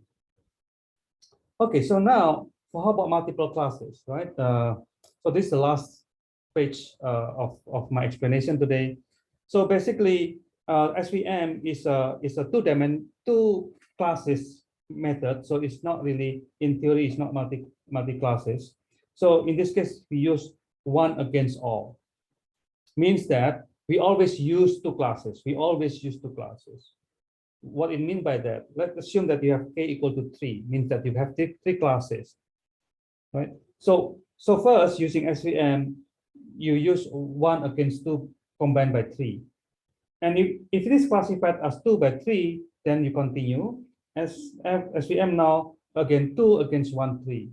If it is classified as a 1, 3, then you know that this should be, the label should be 3. Is it understandable?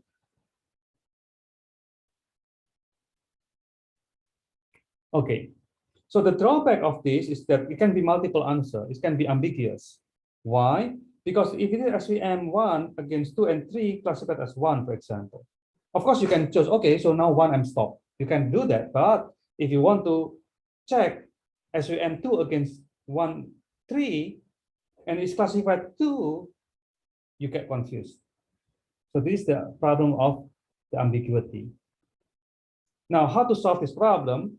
There's no solution for this. There's called heuristic solution. Means that you just apply max on the yk. It means what? It means something like this. So you have class 1. So this is class 1. And then you have class 2. And then you have class 3. So when you have class 1 again, class 2 and 3, you will have this line. Right? In this case, it is classified as 1. So if there is this one, if you just believe on this question mark here, the test data here will be classified as 1 because it belongs to the region of 1 based on 1 against all. So now let's assume that you use 2 against all. So this one is line 2 against all. In this case, the target question here will be classified as 1 combined with 3.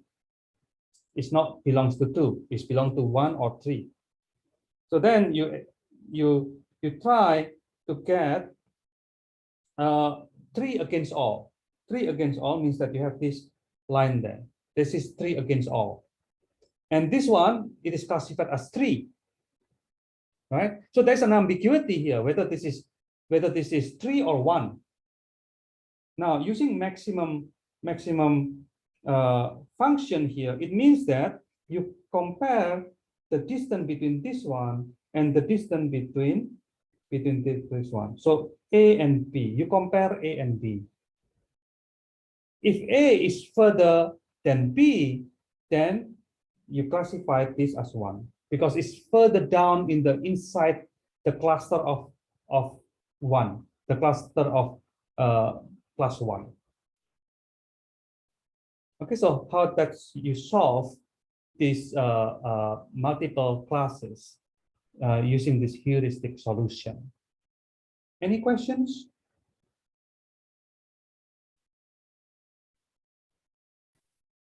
Okay, so there is the question about how can you explain meaning of against 2, 3? Okay, so I repeat again. So let's see. So this one is 1, right? 1, and then you have 2, or maybe blue 2 here, and then you have 3 here. So first, you have to set 1 against all. 1 against all means that the line will be there, right? This is 1 against all. And if your test data is here, that's your test data, it will be classified as 1.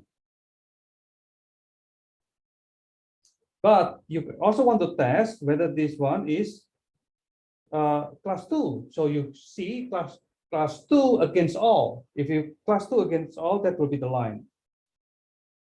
This is the line for class 2 against all. But it's not class 2 definitely because it is on the side. So then you want to ask whether the class 3. So class 3 is that 3 against all. 3 against all, perhaps this line here. So there's an ambiguity because this one is class 3 as well. So now the problem is that this one is actually classified as either class 1 or class 3. There's an ambiguity here, right? So now how we can decide if it is ambiguous like this? The suggestion is that to try to find the distance here. This is distance 1 or distant red, and distant green. Then we have to compare that distance, which distance is far further. So in this case, this distant red is further higher than distant green. So this must be class 1. Okay, any questions, other questions? So this means that there's a Sheng-Lui question. That means we need to find it every test data. In this case, yes, you have to do all this, unfortunately. But in your assignment, if you use a package multiple SVM package, the package already do it for you. So you don't need to do anything. Prof, when you say class 1, right, is it we are looking at top-down view, right? Top-down view, what do you mean? Because you think of this as a 3D, so your black color data point is actually 3D, it's 2D. 2D. So this one is a 2D data. So I make a very simple example. Okay. This one is 2D data. So this one is X1, this one is X2. But we have 3 classes, 3 clusters. Okay, thank you. I thought it's 3D. This is 2. 3 is the number of the classes, the number of clusters. Okay, thank you. All right, any other questions? I know that it's a long day, a long night, but because I only have 2 slots. Do we have like consultation times with you, like in the future week? You can email me, yes. Or like no Zoom consultation? It will be Zoom consultation if you email me and we can arrange. Okay, thank you, Prof. Yeah. Any other questions?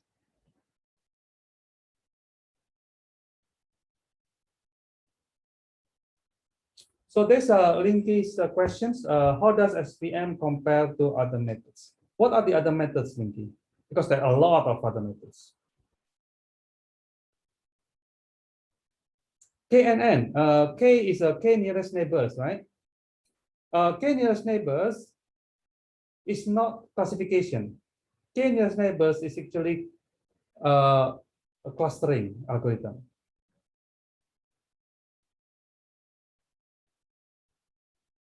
So comparing with the K and N is not really. I thought KNN is clustering. K means then is, I mean KN is classifying, and KN is K means, right? KNN is a K nearest neighbors, right? It's classifying, right? I'm not really sure how that can be classification.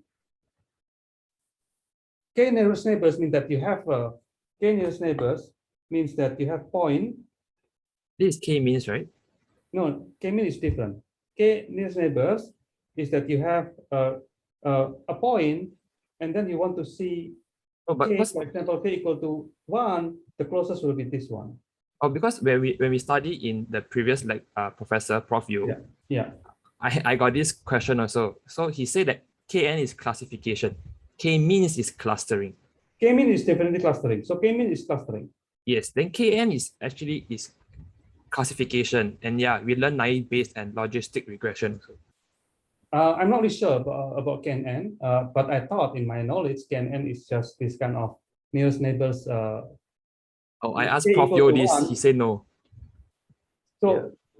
Well, we're not being ideological. I mean, if you can explain to me why this is classification, then I can help you. But it's actually KNN is out of the scope. So we don't really care about KNN in this particular topic. KNN is because this is mentioned by Linky here.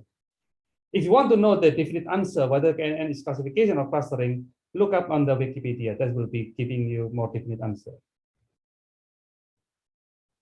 Oh, because actually KN is supposed to be classifier, right? Because in our assignment, we are using KN to classify our accuracy of also, right? So again, I don't want to answer these questions. Try to find your answer yourself, because again, this is just beyond the scope of the today topic. Okay, so when is support vector machine superior than the rest? Yeah, what maybe this. Rest?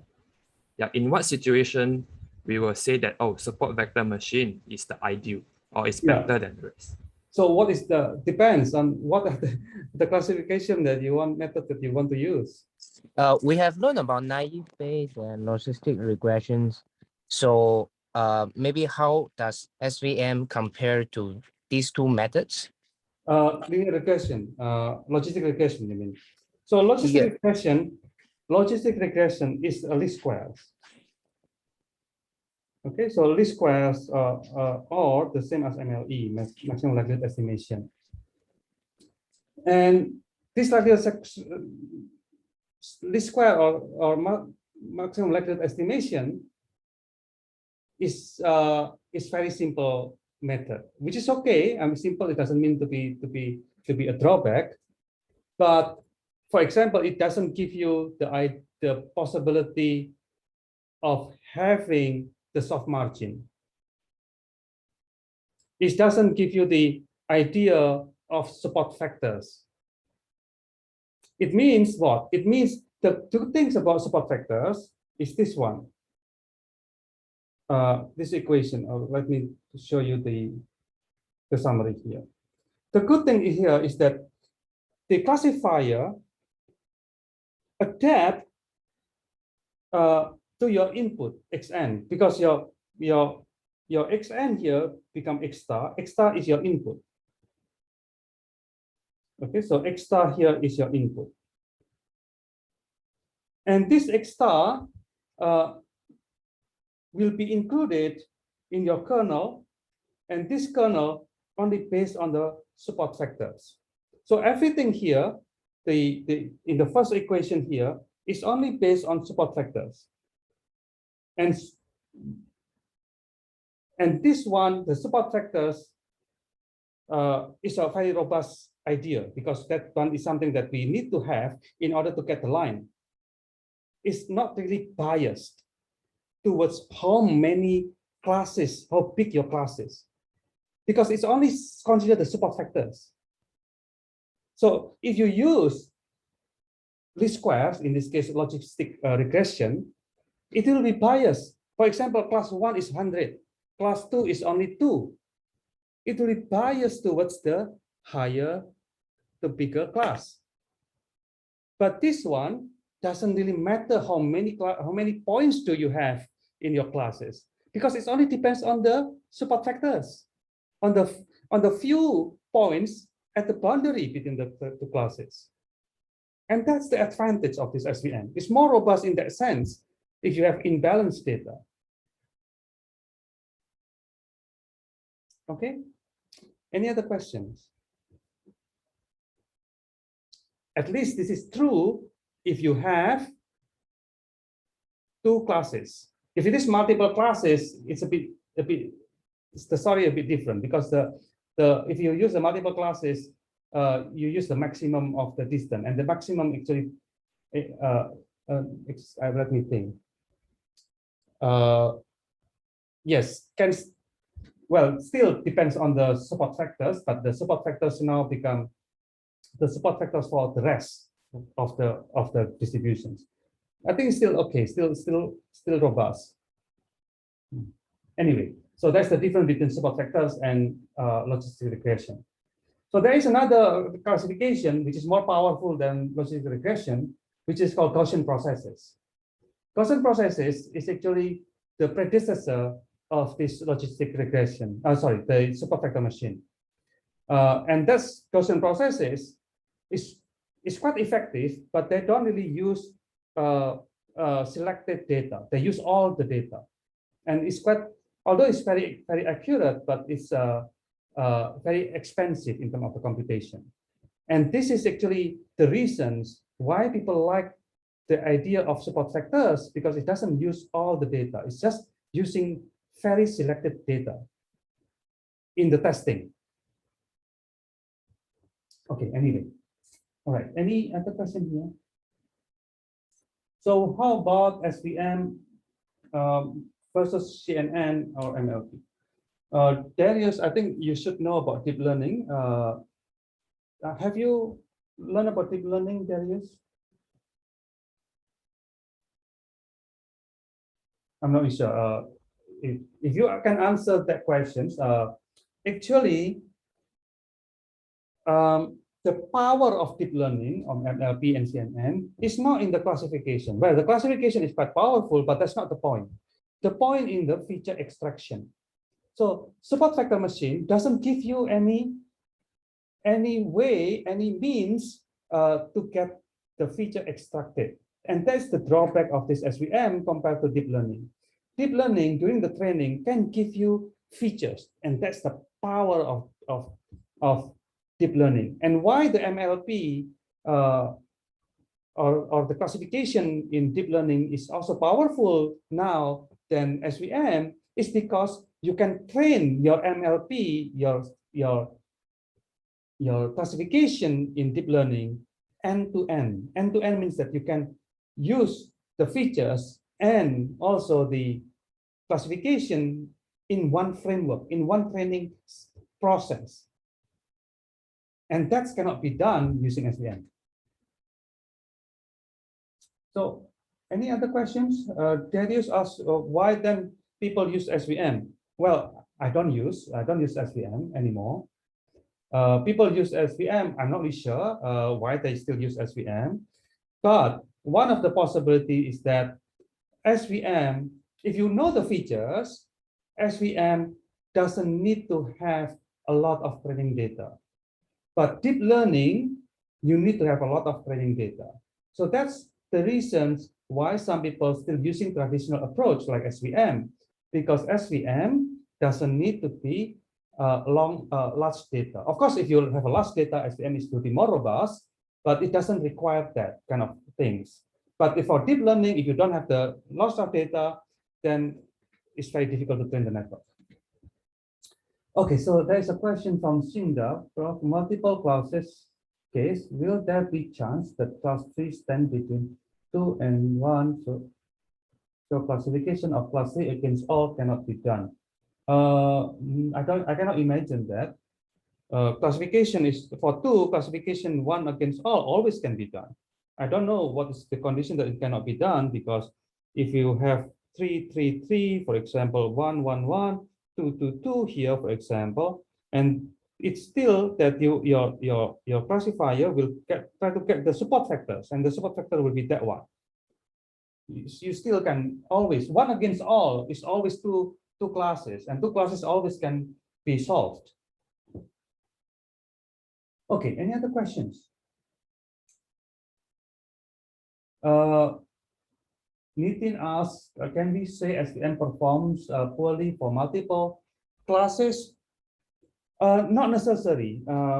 It's not necessary that, but it's not as robust as two classes.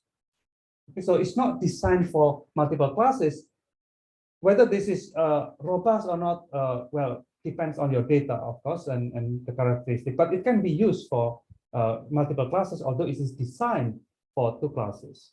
So as you can see, the solution for multiple classes is not satisfactory. In terms of the theory, there is no way that it is satisfactory. The question is that why this is correct? Why this is correct? No one showed the proof. This is heuristic. Heuristic means that it's based on the experimental data. So people say that, okay, so there's enough to have a solution. But people are still working on this, actually, try to make it work for multiple classes, but it's not designed from the beginning to handle multiple classes. Okay, any other questions before we end today's session?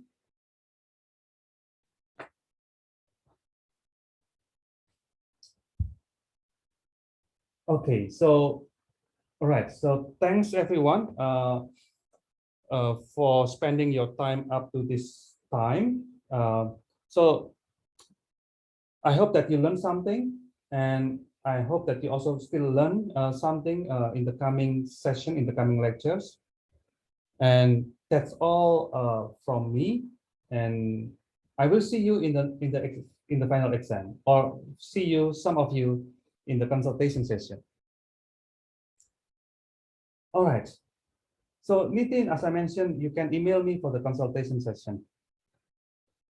All right. Any other questions? Last questions? Okay. So if there is no questions, thanks everyone. Have a good night. Have a good rest. And see you again. Bye.